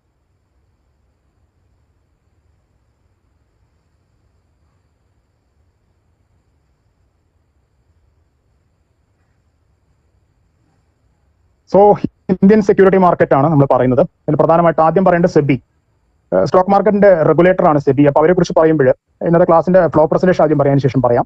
ആദ്യം സെബി എന്താണ്, സെബി ഇന്ത്യൻ സെക്യൂരിറ്റി മാർക്കറ്റിൽ ചെയ്യുന്ന കാര്യങ്ങൾ എന്തൊക്കെയാണ്, ദെൻ മാർക്കറ്റ്സ്, സ്റ്റോക്ക് മാർക്കറ്റ് പ്രധാനമായിട്ടും രണ്ട് കാര്യങ്ങളുണ്ട്, പ്രൈമറി മാർക്കറ്റും സെക്കൻഡറി മാർക്കറ്റും ഉണ്ട്. അപ്പോൾ what is primary market, what is secondary market, എന്താണ് ഡിഫറൻസ്, നമ്മൾ മനസ്സിലാക്കേണ്ട കാര്യം എന്താണെന്നുള്ളത്. ദെൻ ഒരു ഷെയർ വാങ്ങുന്നതിനും വിൽക്കുന്നതിനും മുമ്പ് നമ്മൾ നിർബന്ധമായിട്ടും അറിഞ്ഞിരിക്കേണ്ട കാര്യങ്ങൾ ഈ ക്ലാസിന്റെ ഭാഗമായിട്ട് പറയാം. ഒരു ഷെയർ ഹോൾഡർ എന്നുള്ള രീതിയിൽ നമുക്ക് എന്തൊക്കെ അവകാശങ്ങളുണ്ട്. ദെൻ മ്യൂച്വൽ ഫണ്ടിനെ കുറിച്ചൊരു ഇൻട്രൊഡക്ഷൻ ഇന്നത്തെ ക്ലാസ്സിൽ തരാം. ഒരു ഷെയർ വാങ്ങുമ്പോഴും വിൽക്കുമ്പോഴും നമ്മൾ ശ്രദ്ധിക്കേണ്ടതും ഡൂസ് ആൻഡ് ഡോൺസ്, ഏറ്റവും കൂടുതൽ ശ്രദ്ധിക്കേണ്ടതായിട്ടുള്ള കുറേയധികം കാര്യങ്ങളുണ്ട്. അതെന്തൊക്കെയാണെന്ന് പറയാം. അതോടൊപ്പം നമുക്ക് ഇത്തരം കാര്യങ്ങളിൽ ഇഷ്യൂസ് വരികയാണെങ്കിൽ, പ്രോബ്ലംസ് വരികയാണെങ്കിൽ, ഇൻവെസ്റ്റർ ഗ്രീവൻസ് ഹാൻഡിൽ ചെയ്യാനായിട്ട് നമുക്ക് എന്ത് സംവിധാനമാണ് ഈ മാർക്കറ്റിൽ ഉള്ളത്, അതിനു വേണ്ടിയുള്ള കാര്യങ്ങളൊക്കെ ഇന്നത്തെ ക്ലാസ്സിൽ നമ്മൾ പ്രധാനമായിട്ടും പറയാനായിട്ട് ഉദ്ദേശിക്കുന്നുണ്ട്. അപ്പൊ ആദ്യം പറയാം, സെബിയാണ് നമുക്ക് ഈ ഒരു പ്ലാറ്റ്ഫോം ഡെവലപ്പ് ചെയ്ത് തന്നിട്ടുള്ളത്. സ്റ്റോക്ക് മാർക്കറ്റിന്റെ ഈ രാജ്യത്തെ റെഗുലേറ്റർ ആണ് സെബി. ബാങ്കുകളെ reserve bank of India regulate ചെയ്യുന്ന പോലെ ഇന്ത്യയിലെ കമ്പനികളുടെ സ്റ്റോക്ക് മാർക്കറ്റ് ആക്ടിവിറ്റീസിനെ കൺട്രോൾ ചെയ്യുന്നത് സ്റ്റോക്ക് മാർക്കറ്റ് റെഗുലേറ്റർ ആയിട്ടുള്ള സെബിയാണ്. സെബിയെ സംബന്ധിച്ചിടത്തോളം ഏറ്റവും പരമപ്രധാനമായിട്ട് 3 ആക്ടിവിറ്റീസ്, 3 കീ മാൻഡേറ്റ്സ് ആണ് അവർക്കുള്ളത്. അതിൽ first mandate is protection of interest of investors ആണ്. എന്ന് പറഞ്ഞാൽ അവിടെ ഏറ്റവും ഫസ്റ്റ് ആൻഡ് ഫോർമോസ്റ്റ് പ്രയോറിറ്റി വരുന്നത് protect the interest of investor ആണ്. നമ്മളൊക്കെ ഇൻവെസ്റ്റേഴ്സ് ആണ്. ഇൻവെസ്റ്ററുടെ ഇൻട്രസ്റ്റ് പ്രൊട്ടക്ട് ചെയ്യുക എന്നുള്ളതാണ് സെബിയുടെ ഏറ്റവും പരമപ്രധാനമായിട്ടുള്ള ദൗത്യം. രണ്ടാമത്തെ കാര്യം എന്ന് പറഞ്ഞാൽ സെക്യൂരിറ്റി മാർക്കറ്റിന്റെ ഗ്രാജുവൽ ഡെവലപ്മെന്റ് ആണ്. രാജ്യത്ത് സെക്യൂരിറ്റി മാർക്കറ്റ് അലൈഡ് ആക്ടിവിറ്റീസും നന്നായി ഡെവലപ്പ് ചെയ്ത് ലോകത്തിലെ ഏറ്റവും നല്ല സെക്യൂരിറ്റി മാർക്കറ്റിൽ ഒന്നായിട്ട് ഇന്ത്യൻ സ്റ്റോക്ക് മാർക്കറ്റിനെ മാറ്റുക എന്നുള്ളത് സെബിയുടെ ഏറ്റവും വലിയ ദൗത്യങ്ങളിൽ ഒന്നാണ്. പിന്നെ കൂടാതെ റെഗുലേഷൻ ഓഫ് സെക്യൂരിറ്റി മാർക്കറ്റിനെ റെഗുലേറ്റ് ചെയ്യുന്നു സെബിയാണ്. ദെൻ അതിനുവേണ്ടി എന്താണ് സെബി ചെയ്തിട്ടുള്ളത്? ഫസ്റ്റ് ആയിട്ടുള്ള കാര്യം എന്ന് പറഞ്ഞാൽ നല്ല തോതിലുള്ള മാർക്കറ്റ് ഡിസൈൻ റെഗുലേഷൻ ഉണ്ട്. കാരണം നല്ല രീതിയിൽ വളരെ ഇന്നോവേറ്റീവ് ആയിട്ടുള്ള ടെക്നോളജി ഉപയോഗിച്ചിട്ടാണ് ഇന്നത്തെ ട്രേഡിംഗ് നടക്കുന്നത്. കാരണം എൻ്റെ ഒരു എക്സ്പീരിയൻസ് അനുസരിച്ച് ഞാനൊക്കെ മാർക്കറ്റിൽ വന്ന സമയത്ത് രീതികളല്ല ഇപ്പോൾ ഉള്ളത്. ഇന്ന് വളരെ സിമ്പിൾ ആണ് കാര്യങ്ങൾ. ഈവൻ ഒരു മൊബൈൽ ഫോൺ ഉപയോഗിച്ച് എല്ലാ കാര്യങ്ങളും നമുക്ക് ചെയ്യാൻ പറ്റുന്നത്. അതിന്റെ ഷെയർ വാങ്ങലും ഷെയർ വിൽക്കലും അതിന്റെ പൈസ ട്രാൻസ്ഫർ ചെയ്യലും ഒക്കെ നമുക്കൊരു മൊബൈൽ ഫോൺ യൂസ് ചെയ്ത് അതിന് പറ്റാവുന്ന രീതിയിൽ സാങ്കേതിക വിദ്യ വളർന്നിട്ടുണ്ട്. അപ്പൊ ആ രീതിയിൽ തന്നെയാണ് സ്റ്റോക്ക് മാർക്കറ്റ്. നമുക്ക് ഏത് സമയവും നമുക്ക് അറിയാൻ പറ്റും നമ്മുടെ സ്റ്റോക്കിന്റെ പ്രൈസ് എത്രയാണ്, നമ്മുടെ ടോട്ടൽ വാല്യുവേഷൻ എത്രയാണ്, നമുക്ക് എത്ര വെൽത്ത് ഇതിനകത്തുണ്ട്, എത്ര പ്രോഫിറ്റ് ഇതിനകത്ത് ഉണ്ടായിട്ടുണ്ട്, എത്ര ലോസ് ഇതിനകത്ത് ഉണ്ടായിട്ടുണ്ട്. ഇതൊക്കെ നല്ല രീതിയിലുള്ള ഒരു പ്ലാറ്റ്ഫോം സെബി ഡെവലപ്പ് ചെയ്ത് വെച്ചിട്ടുണ്ട്. അപ്പൊ ആ പ്ലാറ്റ്ഫോമിന്റെ ഭാഗമായിട്ടാണ് നമ്മുടെ സ്റ്റോക്ക് ബ്രോക്കേഴ്സ് എല്ലാം തന്നെ ഇത് കൊണ്ട് നടക്കുന്നുള്ളത് മനസ്സിലാക്കണം. പിന്നെ വളരെ ഇന്നോവേറ്റീവ് ആയിട്ടുള്ള പ്രോഡക്ട്സ് സ്റ്റോക്ക് മാർക്കറ്റിൽ ഇപ്പോൾ ഉണ്ട്. നമുക്കൊന്നും അറിയാത്ത ഒരുപാട് ഇന്നോവേറ്റീവ് പ്രോഡക്ട്സ്, പുതിയ പ്രോഡക്ട്സ്, ഏറ്റവും ലേറ്റസ്റ്റ് ആയിട്ട് വന്നിട്ടുള്ള കാര്യങ്ങൾ. ഏറ്റവും കഴിഞ്ഞ ദിവസങ്ങളിൽ നമ്മൾ കഴിഞ്ഞ ബാച്ചിൽ വെയിറ്റ് ചെയ്ത ലാസ്റ്റ് ക്ലാസ് എന്ന് പറഞ്ഞാൽ റിയൽ എസ്റ്റേറ്റ് ഇൻവെസ്റ്റ്മെന്റ് ട്രസ്റ്റുകളെ കുറിച്ചും ഇൻഫ്രാസ്ട്രക്ചർ ഇൻവെസ്റ്റ്മെന്റ് ട്രസ്റ്റുകളെ കുറിച്ചുമാണ്. നമ്മുടെ നാട്ടിൽ റിയൽ എസ്റ്റേറ്റ് നിക്ഷേപം നടത്തുന്ന ആൾക്കാർക്ക് ഈ ഒരു സംഗതിയെ കുറിച്ച് അവർ അറിയാന്നുണ്ടെങ്കിൽ നോർമൽ റിയൽ എസ്റ്റേറ്റിലോട്ട്, ഫിസിക്കൽ റിയൽ എസ്റ്റേറ്റിലോട്ട് അവർ ഇൻവെസ്റ്റ് ചെയ്യാൻ പോകാനുള്ള സാധ്യതകൾ പോലും കുറയും. അപ്പൊ ഇന്നോവേറ്റീവ് ആയിട്ടുള്ള അങ്ങനെയുള്ള ഏറ്റവും പുതിയ പ്രോഡക്ട്സ് വരെ ഈ മാർക്കറ്റിലോട്ട് ഇൻട്രൊഡ്യൂസ് ചെയ്തിട്ടുണ്ട് സെബിയുടെ ഒരു പ്രവർത്തനത്തിന്റെ ഭാഗമായിട്ട്. അപ്പൊ അത്തരം പുതിയ പ്രോഡക്ട്സുകൾ നമുക്ക് അറിയാനും നിക്ഷേപിക്കാനുള്ള വേദി നമുക്ക് ഇത്തരം കാര്യങ്ങളിലൂടെ സെബി ആഗ്രഹിക്കുന്നുണ്ട്. പിന്നെ മാർക്കറ്റിൽ എഫിഷ്യൻസിയും ട്രാൻസ്പെറൻസിയും കൂടി. ഇപ്പൊ നമുക്ക് ലാസ്റ്റ് ഇപ്പൊ കേതൻ പരേഖിന്റെയും ഹർഷത് മേത്തയുടെയും സ്കാമിന് ശേഷം വേറെ വലിയ വലിയ സ്കാംസ് ഒന്നും കേട്ടിട്ടില്ല. മാർക്കറ്റിനെ മൊത്തം പിടിച്ചു വിളിക്കുന്ന സ്കാമുകളൊന്നും വലിയ തോതിൽ നമ്മൾ കേൾക്കുന്നില്ല. കാരണം കുറെ കാലങ്ങളായിട്ട് ഒരു വളരെ ട്രാൻസ്പെറന്റ് വേയിലാണ് ഇപ്പൊ സ്റ്റോക്ക് മാർക്കറ്റ് മൂവ് ചെയ്തുകൊണ്ടിരിക്കുന്നത് എന്നുള്ളതാണ് നമ്മൾ മനസ്സിലാക്കേണ്ട ഒരു കാര്യം. ഒട്ടും ട്രാൻസ്പെറൻസി ഇല്ലാത്ത ഒരു മാർക്കറ്റ് എഫിഷ്യൻസി ഇല്ലാത്ത ഒരു മാർക്കറ്റിലോട്ട് ആരും പൈസ നിക്ഷേപിക്കാൻ വരില്ല എന്നുള്ളതാണ് നമ്മൾ മനസ്സിലാക്കുന്നത്.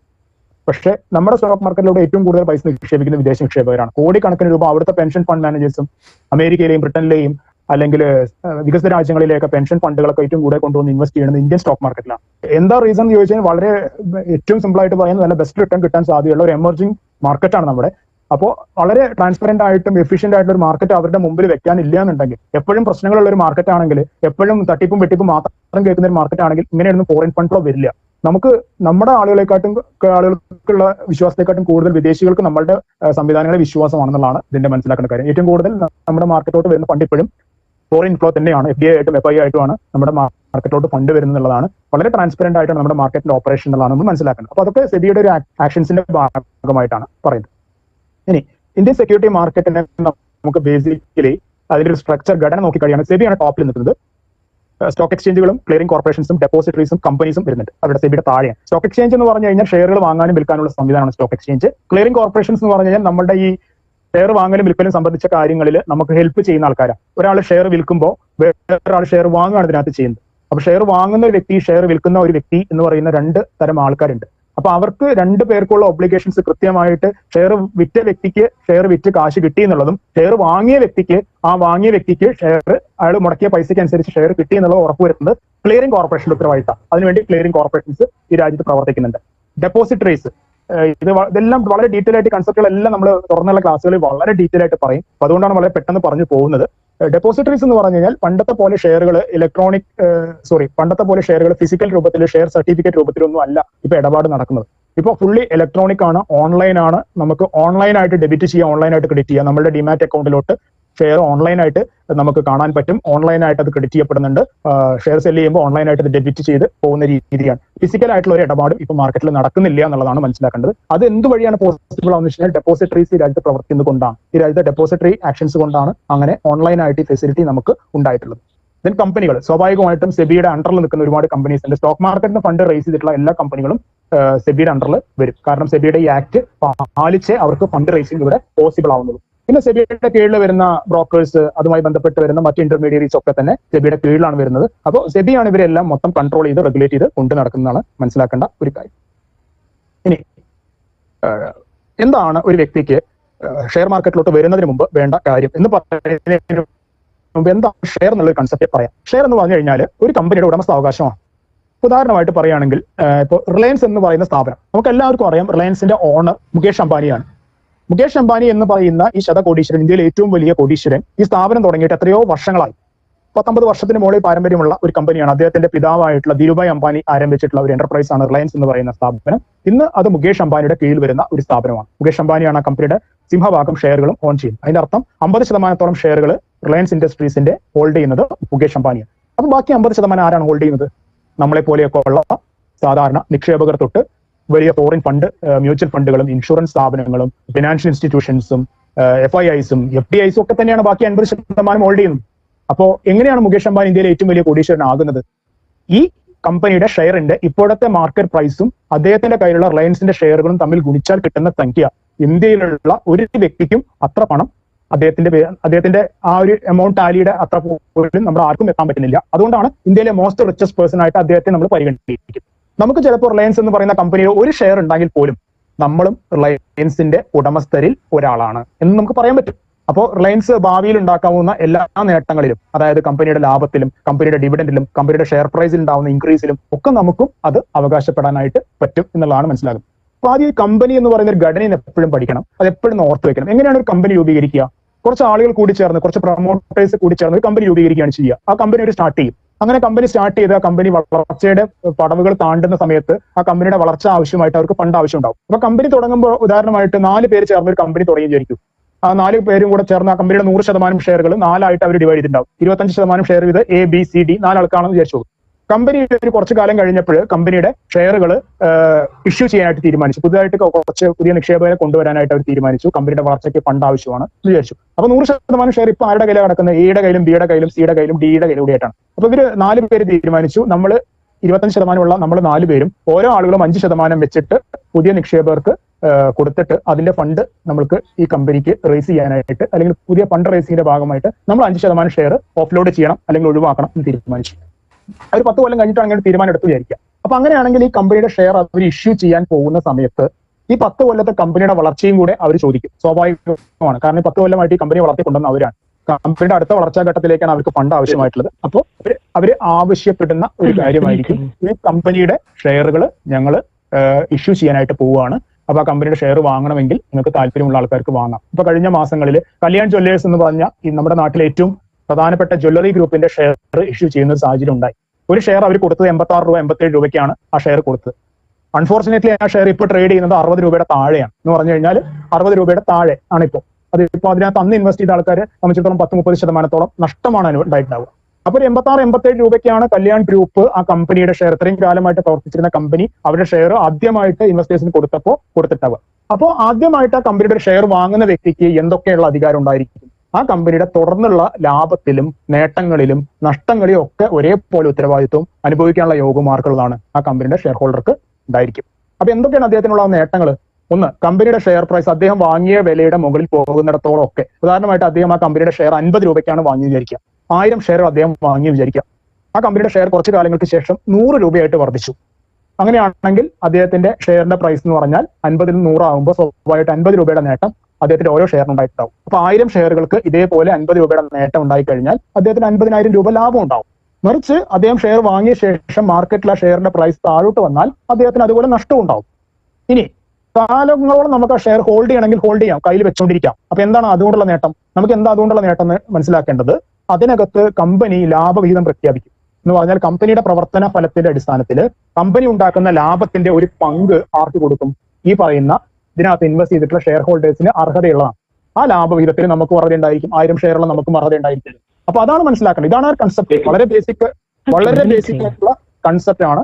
ഒരു കമ്പനിയുടെ ഉടമസ്ഥാവകാശമാണ് ഈ ഷെയർ എന്ന് പറയുന്നത്. അപ്പൊ കമ്പനിയുടെ വളർച്ചയിലും തളർച്ചയിലും അതേപോലെ ഉത്തരവാദിത്തമുള്ള വ്യക്തികളാണ് ആര്? ഈ കമ്പനിയുടെ ഉടമസ്ഥരായിട്ടുള്ള നമുക്ക്. അപ്പൊ കമ്പനി നന്നായിട്ട് വരികയാണെങ്കിൽ നമുക്ക് ബെനിഫിറ്റ് ഉണ്ടാവും, കമ്പനി മോശമാവുകയാണെങ്കിൽ നമുക്ക് നഷ്ടം ഉണ്ടാവാനുള്ള സാധ്യതയുണ്ട്. അപ്പൊ നമ്മൾ ചെയ്യേണ്ടത് എന്താണ്? നന്നായിട്ട് വരാൻ സാധ്യതയുള്ള, വളരെ നല്ല രീതിയിൽ ഭാവിയിൽ വളരാൻ സാധ്യതയുള്ള കമ്പനികൾ ഐഡന്റിഫൈ ചെയ്തിട്ട് നമ്മൾ എന്ത് ചെയ്യുക? ഇൻവെസ്റ്റ് ചെയ്യുക. അങ്ങനെ ഇൻവെസ്റ്റ് ചെയ്യാൻ പറ്റിയാൽ തീർച്ചയായിട്ടും സ്റ്റോക്ക് മാർക്കറ്റ് നമുക്ക് പറഞ്ഞിട്ടുള്ള ഫീൽഡാണ്. മറിച്ച് ഒരു പ്രതീക്ഷയില്ലാണ്ട് കണ്ണിക്കണ്ട കമ്പനികളിലൊക്കെ കൊണ്ട് ഇൻവെസ്റ്റ് ചെയ്ത് കഴിഞ്ഞാൽ സ്വാഭാവികമായിട്ടും സ്റ്റോക്ക് മാർക്കറ്റ് നമുക്ക് വലിയ പ്രയാസം ഉണ്ടാക്കുന്ന ഒരു ഫീൽഡാവും, നമ്മളുടെ കാശൊക്കെ നഷ്ടപ്പെടുത്താൻ സാധ്യതയുള്ള ഒരു ഫീൽഡായിട്ട് മനസ്സിലാക്കുക. അപ്പോൾ നമ്മൾ എപ്പോഴും ആലോചിക്കുക, ഇങ്ങനെയുള്ളൊരു കാര്യമാണ് നമ്മൾ ചെയ്യാൻ പോകുന്നത്. ഒരു കമ്പനിയുടെ ഉടമസ്ഥാവകാശമാണ് വാങ്ങുന്നത്. നമുക്ക് ദൈനംദിന ബിസിനസിന്റെ കാര്യങ്ങളിലൊന്നും, ഈ കമ്പനികളുടെ ദൈനംദിന ബിസിനസിന്റെ കാര്യങ്ങളിലോ മറ്റു കാര്യങ്ങളിലൊന്നും നമുക്ക് ഇടപെടേണ്ട കാര്യങ്ങളില്ല. ഇതൊക്കെ കമ്പനി മാനേജ് ചെയ്യുന്ന ആൾക്കാർ കൈകാര്യം ചെയ്തോളും. അതൊക്കെ അതിന്റെ വഴിക്ക് വിട്ടേക്കുക, അതൊന്നും നമ്മൾ നോക്കണ്ട. അവർ പ്രോപ്പർലി അത് ഹാൻഡിൽ ചെയ്ത് അതിന്റെ റിട്ടേൺസ് നമുക്ക് സ്റ്റോക്ക് പ്രൈസിന്റെ ഇംപ്രൂവ്മെന്റ് ആയിട്ട് ഡിവിഡൻഡ് ആയിട്ട് നമുക്ക് കിട്ടിക്കൊണ്ടിരിക്കും എന്നുള്ളതാണ്. അപ്പൊ നമ്മൾ നല്ല കമ്പനിയെ മനസ്സിലാക്കി ഇൻവെസ്റ്റ് ചെയ്യുക എന്നുള്ളതാണ് ഇതിനകത്ത് ചെയ്യേണ്ട ഏറ്റവും പ്രധാനമായിട്ടുള്ള കാര്യം. ഇന്ത്യൻ സ്റ്റോക്ക് മാർക്കറ്റിൽ 7,000-8,000-ഓളം കമ്പനി ഉണ്ട്. ഈ 8,000 കമ്പനിയിലൊന്നും പോയി നമ്മൾ ഇൻവെസ്റ്റ് ചെയ്യേണ്ട കാര്യമില്ല. ഒരു ഇൻവെസ്റ്ററെ സംബന്ധിച്ചിടത്തോളം 10-15 നല്ല കമ്പനികൾ കണ്ടെത്തി അതിനകത്ത് ഇൻവെസ്റ്റ് ചെയ്ത് ഒരു പോർട്ട്ഫോളിയോ ക്രിയേറ്റ് ചെയ്ത് കഴിഞ്ഞാൽ സ്വാഭാവികമായിട്ടും അദ്ദേഹത്തിന് വലിയ വരുമാന നേട്ടത്തിനുള്ള സാധ്യത ഉണ്ട് എന്നുള്ളത് തന്നെയാണ് സ്റ്റോക്ക് മാർക്കറ്റിന്റെ ഹിസ്റ്ററി നമ്മൾ പഠിപ്പിക്കുന്നത്. അപ്പോൾ കുറച്ച് നല്ല കമ്പനികളെ മാത്രം മനസ്സിലാക്കി അതിനകത്ത് ഇൻവെസ്റ്റ് ചെയ്ത് നിങ്ങൾ സാറ്റിസ്ഫൈ ചെയ്താൽ തന്നെ മതിയായിരിക്കും, നിങ്ങൾക്ക് വേണ്ട വരുമാന നേട്ടം അതിനകത്ത് കിട്ടും. അപ്പൊ ഈ നല്ല കമ്പനി എന്ന് പറഞ്ഞൊരു പോയിന്റ് ഞാൻ അവിടെ പറഞ്ഞിട്ടുണ്ട്. അതൊക്കെ എങ്ങനെയാണ് മനസ്സിലാക്കേണ്ടതെന്നൊക്കെ ഡീറ്റെയിൽ ആയിട്ട് നമ്മുടെ ക്ലാസ്സുകളിൽ പറയും. അപ്പൊ അതൊക്കെ ശ്രദ്ധിച്ച് നോക്കുക. അതൊക്കെ ശ്രദ്ധിച്ച് നിങ്ങൾ തന്നെ ഒരു ഇവാലുവേഷൻ നടത്തിയിട്ട് നല്ല രീതിയിൽ ചെറിയ രീതിയിൽ ഇൻവെസ്റ്റ് ചെയ്ത് ഒരു പോർട്ട്ഫോളിയോ ബിൽഡ് ചെയ്ത് അത് ദീർഘകാലത്തിൽ ബെനിഫിറ്റ് ഉണ്ടാക്കാനായിട്ട് എപ്പോഴും ശ്രദ്ധിക്കുക. അതാണ് നമ്മളുടെ ഒരു ബേസിക് തീമായിട്ട് നമ്മൾ ഉദ്ദേശിക്കുന്നത്. ഇനി എന്താണ് നമുക്ക് സ്റ്റോക്ക് മാർക്കറ്റിൽ വരാൻ ചെയ്യേണ്ട കാര്യം എന്നുള്ളതാണ് പറയുന്നത്. അപ്പൊ അതിന്റെ ഒരു തുടക്കം നമ്മൾ എവിടെ നിന്നാണ് തുടങ്ങുന്നത് വെച്ച് കഴിഞ്ഞാൽ നമുക്കൊരു അക്കൗണ്ട് ഓപ്പൺ ചെയ്യണം. ആ അക്കൗണ്ടിന്റെ പേര് ഡിമാറ്റ് അക്കൗണ്ട് എന്നാണ്. ആ ഡിമാറ്റ് അക്കൗണ്ട് എന്ന് പറഞ്ഞാൽ ഷെയറുകൾ ഇലക്ട്രോണിക്കലി കൈകാര്യം ചെയ്യുന്ന ഒരു അക്കൗണ്ടാണ് ഡിമാറ്റ് അക്കൗണ്ട്. പണ്ട് ഫിസിക്കൽ രൂപത്തിൽ ഷെയറിന്റെ സർട്ടിഫിക്കറ്റ് രൂപത്തിലൊക്കെ ആയിരുന്നു. ഇപ്പൊ ആ രൂപം ഇല്ല. ഇപ്പോൾ ഇലക്ട്രോണിക് രൂപത്തിലാണ് ഇതിന്റെ ക്രയവിക്രയൊക്കെ നടക്കുന്നത്, വാങ്ങൽ വിൽക്കൽ പ്രക്രിയ നടക്കുന്നത്. അപ്പൊ അതിന് വേണ്ടിയിട്ട് നമുക്ക് ഡിമാറ്റ് അക്കൗണ്ട് ഓപ്പൺ ചെയ്യേണ്ടതായിട്ട് വരും. അതിന് നമ്മൾ ചെയ്യേണ്ട കാര്യം, നമുക്ക് ഒരേ സമയം 3 അക്കൗണ്ടുകളാണ് ഇതിനു വേണ്ടി ഉപയോഗിക്കപ്പെടുന്നത്. ഒന്ന്, ഒരു നോർമലി നമ്മൾ യൂസ് ചെയ്യുന്ന ഒരു സേവിങ്സ് ബാങ്ക് അക്കൗണ്ട് വേണം. അതിന് ശേഷം നമ്മുടെ ഫണ്ട് ട്രാൻസ്ഫർ, ഷെയർ വാങ്ങി കഴിഞ്ഞാൽ പൈസ അങ്ങോട്ട് ട്രാൻസ്ഫർ ചെയ്ത് കൊടുക്കണം. ഷെയർ വിറ്റ് കഴിഞ്ഞാൽ നമുക്ക് ഇങ്ങോട്ട് പൈസ വരും. അപ്പൊ അതിന് വേണ്ടിയാണ് നമ്മുടെ സേവിങ്സ് ബാങ്ക് അക്കൗണ്ട്. ഒപ്പം നമ്മളൊരു ഷെയർ ബ്രോക്കറിന്റെ അടുത്ത് പോയിട്ട് ഒരു അക്കൗണ്ട് മസ്റ്റ് ആയിട്ട് ഓപ്പൺ ചെയ്യണം. ആ അക്കൗണ്ടിൽ 2 ആസ്പെക്ട് ഉണ്ട്. One is trading account, one is demat account. Trading account എന്ന് പറഞ്ഞു കഴിഞ്ഞാൽ ഷെയറുകൾ വാങ്ങാനും വിൽക്കാനുമുള്ള അക്കൗണ്ടാണ് ട്രേഡിംഗ് അക്കൗണ്ട്. ഡിമാറ്റ് അക്കൗണ്ട് എന്ന് പറഞ്ഞു കഴിഞ്ഞാൽ ഈ വാങ്ങിയ ഷെയറുകൾ സൂക്ഷിക്കാനും വിറ്റ് കഴിഞ്ഞാൽ ആ ഷെയറുകൾ ഈ അക്കൗണ്ടിൽ നിന്ന് എടുക്കാനും വേണ്ടി ഇലക്ട്രോണിക് രൂപത്തിൽ കീപ്പ് ചെയ്യാനുള്ള അക്കൗണ്ടാണ് ഡിമാറ്റ് അക്കൗണ്ട്. അപ്പോൾ വൺസ് നമ്മൾ ഒറ്റയടിക്ക് ഈ 3 അക്കൗണ്ടുകൾ കൂടെ ക്ലബ്ബ് ചെയ്തിട്ടാണ് ഇതിനകത്തോട്ട് നമ്മൾ പ്രവേശിക്കേണ്ടത്. അങ്ങനെയാണ് സ്റ്റോക്ക് മാർക്കറ്റിലോട്ട് നമ്മൾ എൻട്രി ചെയ്യേണ്ടത്. ഇനി അതിനു വേണ്ടി എന്തൊക്കെയാണ് നമ്മൾ കൊടുക്കേണ്ട ബേസിക് ആയിട്ടുള്ള ഡോക്യുമെന്റ്സ്? നമുക്കൊരു പാൻ കാർഡ് നിർബന്ധമാണ്. ബാങ്ക് അക്കൗണ്ടിൽ നേരത്തെ പറഞ്ഞു. ഒരു ID പ്രൂഫ് ഏതെങ്കിലും, പാസ്പോർട്ടോ ഡ്രൈവിംഗ് ലൈസൻസോ വോട്ടർ ID കാർഡോ ആധാർ കാർഡോ ഏതെങ്കിലും ഒരു കാര്യങ്ങൾ നമ്മൾ ID പ്രൂഫ് ആയിട്ട് കൊടുത്തു കഴിഞ്ഞാൽ നമുക്ക് ഈ പറയുന്ന അക്കൗണ്ടുകൾ ഡിമാറ്റ് അക്കൗണ്ടോ ട്രേഡിംഗ് അക്കൗണ്ടോ നമുക്ക് ഓപ്പൺ ചെയ്യാനായിട്ട് പറ്റും. ഇനി അങ്ങനെ അക്കൗണ്ടൊക്കെ ഓപ്പൺ ചെയ്ത് കഴിഞ്ഞാൽ അടുത്ത നമ്മുടെ വിഷയം, നമുക്ക് ഷെയർ വാങ്ങണം. അപ്പൊ ഏത് മാർക്കറ്റിൽ നിന്നാണ് നമ്മൾ ഷെയർ വാങ്ങേണ്ടത് എന്നുള്ളതാണ് നമ്മുടെ അടുത്ത പ്രശ്നം. അപ്പൊ പ്രൈമറി മാർക്കറ്റും സെക്കൻഡറി മാർക്കറ്റും 2 തരം മാർക്കറ്റ് ഉണ്ട്. ഈ 2 മാർക്കറ്റിനെ കുറിച്ച് നമ്മൾ ഡീറ്റെയിൽ ആയിട്ട് ക്ലാസ് തരുന്നുണ്ട്. പ്രൈമറി മാർക്കറ്റ് ആദ്യമായിട്ട് കമ്പനികളുടെ ഷെയർസ് തരുന്ന മാർക്കറ്റാണ്. അതായത് ഞാൻ കഴിഞ്ഞ എക്സാമ്പിൾ പറഞ്ഞു, ഇപ്പൊ കല്യാൺ ജ്വല്ലേഴ്സ് എന്ന് പറഞ്ഞ കമ്പനി കഴിഞ്ഞ മാസമാണ് ആദ്യമായിട്ട് ആ കമ്പനിയുടെ ഷെയർ പൊതുജനത്തിന് കൊടുത്തത്. IPO എന്ന് പറയുന്ന ഒരു പ്രോസസ്സാണ്. അപ്പൊ IPO സംവിധാനം എന്താണ്, അതിനെങ്ങനെയാണ് ചെയ്യേണ്ടത്, അതിനൊക്കെ വളരെ ഡീറ്റെയിൽ ആയിട്ട് ക്ലാസ് നമ്മൾ എക്സ്ക്ലൂസീവ് ക്ലാസ് അതിനെ കുറിച്ച് ചെയ്യുന്നുണ്ട്. ആ സമയത്ത് വളരെ ഡീറ്റെയിൽ ആയിട്ട് പറയാം. അപ്പൊ അത്ര മനസ്സിലാക്കുക, പ്രൈമറി മാർക്കറ്റ് എന്ന് പറഞ്ഞാൽ ഒരു കമ്പനിയുടെ ഷെയർ ആദ്യമായിട്ട് മാർക്കറ്റിലോട്ട് വരുന്നത് പ്രൈമറി മാർക്കറ്റിലൂടെയാണെന്നുള്ളത് മനസ്സിലാക്കുക. വൺസ് ഈ ഷെയർ വന്നു കഴിഞ്ഞാൽ ഇത് വാങ്ങിയ ആളുകൾ ഉണ്ടായിരിക്കുമല്ലോ. അപ്പൊ കല്യാൺ ജ്വല്ലേഴ്സിന്റെ ഒക്കെ ഷെയർ വാങ്ങിയ ആൾക്കാരുണ്ടാവുമല്ലോ. അപ്പൊ അവർക്കത് വിൽക്കണം എന്ന് തോന്നിക്കഴിഞ്ഞാൽ, അല്ലെങ്കിൽ പുതിയ നിക്ഷേപകർക്ക് ഇത് വാങ്ങണം എന്ന് തോന്നിക്കഴിഞ്ഞാൽ അവർക്ക് അതിനുള്ള സംവിധാനമാണ് സെക്കൻഡറി മാർക്കറ്റ് അല്ലെങ്കിൽ സ്റ്റോക്ക് എക്സ്ചേഞ്ച് എന്ന് പറയുന്നത്. ഈ സ്റ്റോക്ക് എക്സ്ചേഞ്ചിലൂടെയാണ് എന്ത് നടക്കുന്നത്? ഷെയറുകൾ വാങ്ങലും വിൽക്കലും നടക്കുന്നത്. അപ്പൊ ആദ്യം പ്രൈമറി മാർക്കറ്റിലൂടെയാണ് ഷെയർ വരിക, അത് വാങ്ങൽ വിൽക്കൽ പ്രക്രിയയിലൂടെയാണ് നടക്കുന്നത് സെക്കൻഡറി മാർക്കറ്റിലൂടെയാണെന്നുള്ളത് നമ്മൾ മനസ്സിലാക്കി. ഇതാണ് അതിന്റെ ഏറ്റവും അടിസ്ഥാനപരമായിട്ടുള്ള മാർക്കറ്റ്. ഇനി പ്രൈമറി മാർക്കറ്റിലെ പ്രധാനമായിട്ടുള്ള ഇഷ്യൂസും മറ്റു കാര്യങ്ങളൊക്കെ, അതിന്റെ ഏതൊക്കെ തരം ഇഷ്യൂസ് വരുന്നുണ്ട്, അങ്ങനെയുള്ള കാര്യങ്ങളൊക്കെ ഡീറ്റെയിൽ ആയിട്ട് ആ പ്രൈമറി മാർക്കറ്റ് മൊഡ്യൂളിന്റെ സമയത്ത് ഡീറ്റെയിൽ ആയിട്ട് പറഞ്ഞുതരാം. ഇനി ഇൻവെസ്റ്റ് ചെയ്യാൻ പോകുന്ന ആളുകൾ നിർബന്ധമായിട്ടും ചിന്തിക്കേണ്ടതായിട്ടുള്ള കുറച്ച് കാര്യങ്ങൾ, ആ ശ്രദ്ധ നമുക്ക് നിർബന്ധമാണ്. ആ ശ്രദ്ധ ഇല്ലാണ്ട് നമ്മൾ ഇതിനകത്തോട്ട് വളരെ ക്വിക്കായിട്ട് കാര്യങ്ങളൊന്നും ചെയ്യരുത്. ഒരു ഡ്യൂ ഡിലിജൻസ് മസ്റ്റാണ്.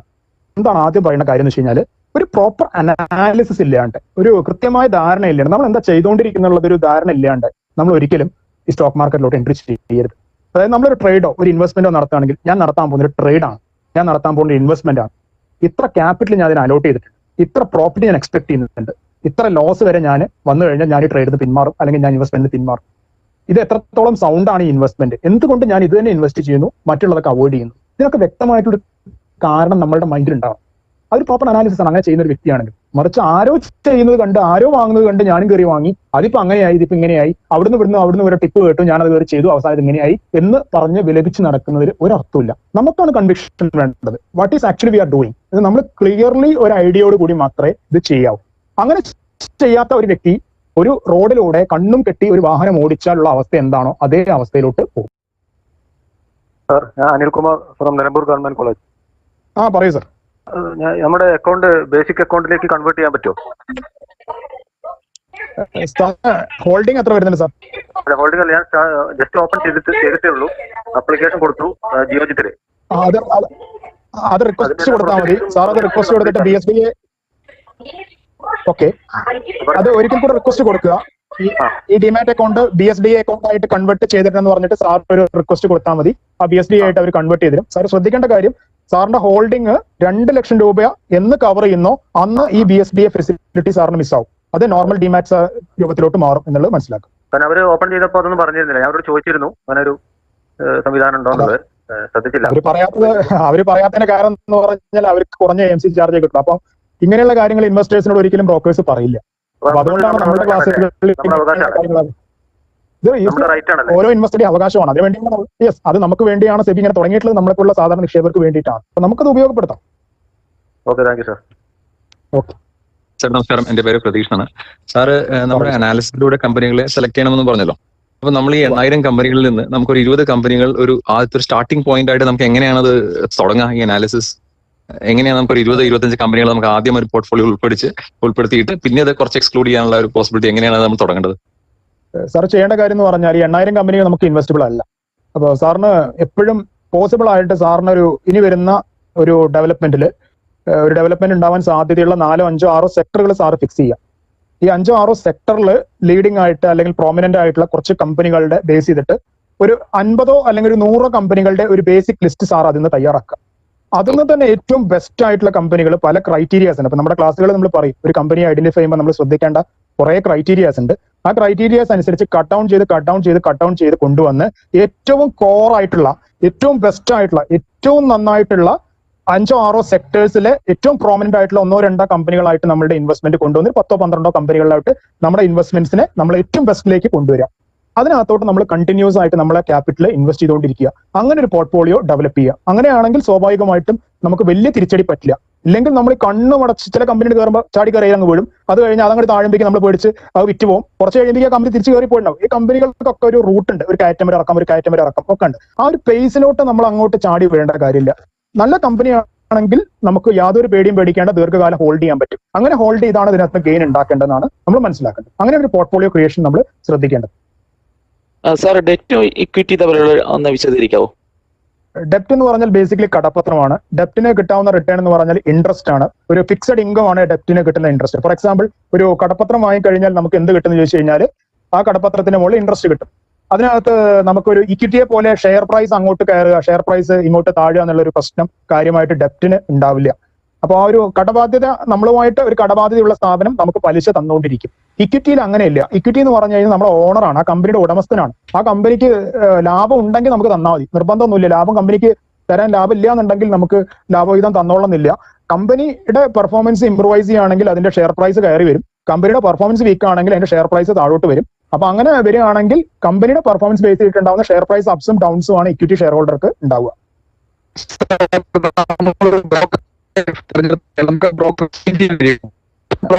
ശ്രീകുമാർ സാർ, ഞാൻ കേൾക്കുന്നില്ല, സൗണ്ട് ബ്രേക്ക് ആവുന്നേ. സാർ ഒന്നുകൂടെ പറയണേ. ആ സാർ പറയൂ.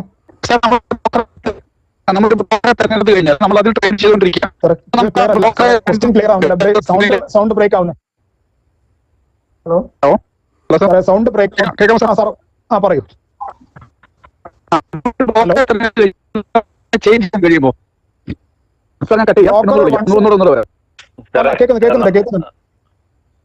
സാറേ ഇപ്പൊ ലാസ്റ്റ് പറഞ്ഞത് ഞാൻ കേട്ടു. എന്താന്ന് വെച്ചാൽ ബ്രോക്കർ ചേഞ്ച് ചെയ്യാന്നാണോ സാർ ചോദിച്ചത്?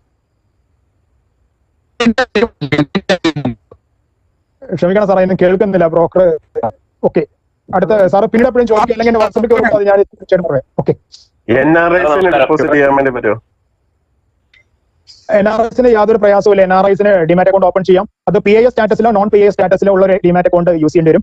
റെസിഡന്റ് ആയിട്ടുള്ള വ്യക്തികൾക്ക്, അതായത് ഇപ്പൊ റെസിഡന്റ് നോൺ റെസിഡന്റ് രണ്ട് കൺസെപ്റ്റ് ആണല്ലോ അതിനകത്ത് വരുന്നത്. അതായത് ഇന്ത്യയിൽ ജീവിക്കുന്ന വ്യക്തികൾ റെസിഡന്റ്, ഇന്ത്യക്ക് പുറത്ത് ജീവിക്കുന്ന ഇന്ത്യക്കാരായിട്ടുള്ള ആൾക്കാർ നോൺ റെസിഡന്റ്, അങ്ങനെയാണല്ലോ വരുന്നത്. അപ്പൊ നോൺ റെസിഡന്റ് ആകുമ്പോൾ നമ്മൾ ശ്രദ്ധിക്കേണ്ട കാര്യം, അവിടുത്തെ ബേസ് ചെയ്തിട്ട് ഒരു പോർട്ട്ഫോളിയോ ഇൻവെസ്റ്റ്മെന്റ് സർവീസ് ഉള്ളതോ അല്ലെങ്കിൽ നോൺ പോർട്ട്ഫോളിയോ ഇൻവെസ്റ്റ്മെന്റ് സർവീസ് ഉള്ളതോ ആയിട്ടുള്ള ഡിമാറ്റ് അക്കൗണ്ട് നമ്മൾ ഓപ്പൺ ചെയ്യേണ്ടതായിട്ട് വരും. സെപ്പറേറ്റ് ഡിമാറ്റ് അക്കൗണ്ട് ആണ് NRIസിന് വരുന്നത്. അല്ല, NRI ആയിട്ടിരിക്കുമ്പോൾ തന്നെ എനിക്ക് നാട്ടിൽ നിന്നുള്ള ഒരു സാധാരണ ഡിമാറ്റ് അക്കൗണ്ട് എനിക്ക് ഇത് ഇൻവെസ്റ്റ് ചെയ്യാൻ വേണ്ടി പറ്റുമോ? ചെയ്യാൻ പാടില്ല.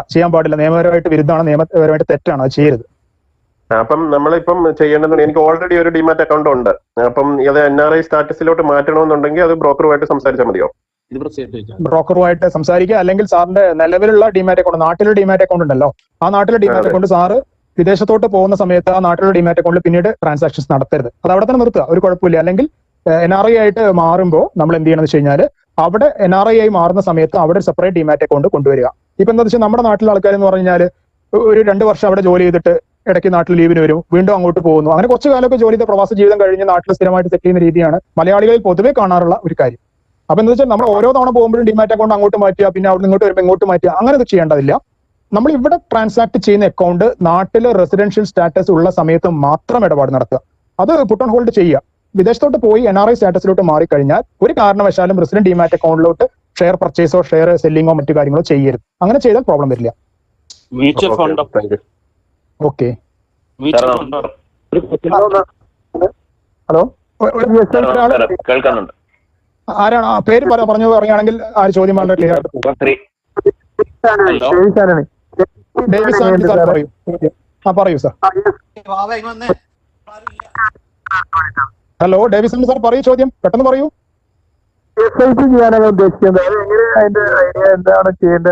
മ്യൂച്വൽ ഫണ്ട് SIP ആണ് സാർ ഉദ്ദേശിക്കുന്നത്?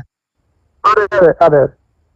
നമുക്ക് മ്യൂച്വൽ ഫണ്ടിന്റെ എക്സ്ക്ലൂസീവ് മ്യൂച്വൽ ഫണ്ട് മൊഡ്യൂൾ വരുന്നുണ്ട്. എങ്ങനെയാണ് മ്യൂച്വൽ ഫണ്ട് ഇൻവെസ്റ്റ് ചെയ്യേണ്ടത്, SIP എങ്ങനെ സ്റ്റാർട്ട് ചെയ്യേണ്ടത്, നല്ല ഫണ്ട് എങ്ങനെയാണ് സെലക്ട് ചെയ്യേണ്ടത്, എങ്ങനെയാണ് നമ്മുടെ ഫൈനാൻഷ്യൽ ഗോളുമായിട്ട് ക്ലിക്ക് ചെയ്യേണ്ടത് എന്നൊക്കെ പറഞ്ഞ് ബേസിക് ആയിട്ടുള്ള ഒരു സെഷൻ വരുന്നുണ്ട്. എന്നാൽ സാർ ചോദിച്ചുകൊണ്ട് വളരെ ക്ലിയർ ആയിട്ട് പറഞ്ഞത്, SIP എന്ന് പറഞ്ഞു കഴിഞ്ഞാൽ ഒരു മ്യൂച്വൽ ഫണ്ടിലെ ഒരു സംവിധാനമാണ്. മ്യൂച്വൽ ഫണ്ടിൽ വേണമെങ്കിൽ മ്യൂച്വൽ ഫണ്ടിൽ ചെയ്യാം, ഷെയറിൽ വേണമെങ്കിൽ ഷെയറിൽ ചെയ്യാം. ഇത് സിസ്റ്റമാറ്റിക്കലി പീരിയോഡിക്കലി മന്ത്ലിയോ വീക്ക്ലിയോ ഒക്കെ നമ്മൾ എന്ത് വെച്ചാൽ ഒരു കമ്പനിയുടെ ഷെയറിലോ ഒരു കമ്പനിയുടെ മ്യൂച്വൽ ഫണ്ട് സ്കീമിലോ അല്ലെങ്കിൽ മ്യൂച്വൽ ഫണ്ട് സ്കീംസിലോ നമ്മുടെ ഇൻവെസ്റ്റ്മെന്റ്സ് കണ്ടിന്യൂസ് ആയിട്ട് നമ്മൾ ഇങ്ങനെ ഇൻവെസ്റ്റ് ചെയ്യുന്ന ഒരു സിസ്റ്റമാറ്റിക് ഇൻവെസ്റ്റ്മെന്റ് രീതിയാണ് ഈ മ്യൂച്വൽ ഫണ്ട് എന്ന് പറയുന്നത്.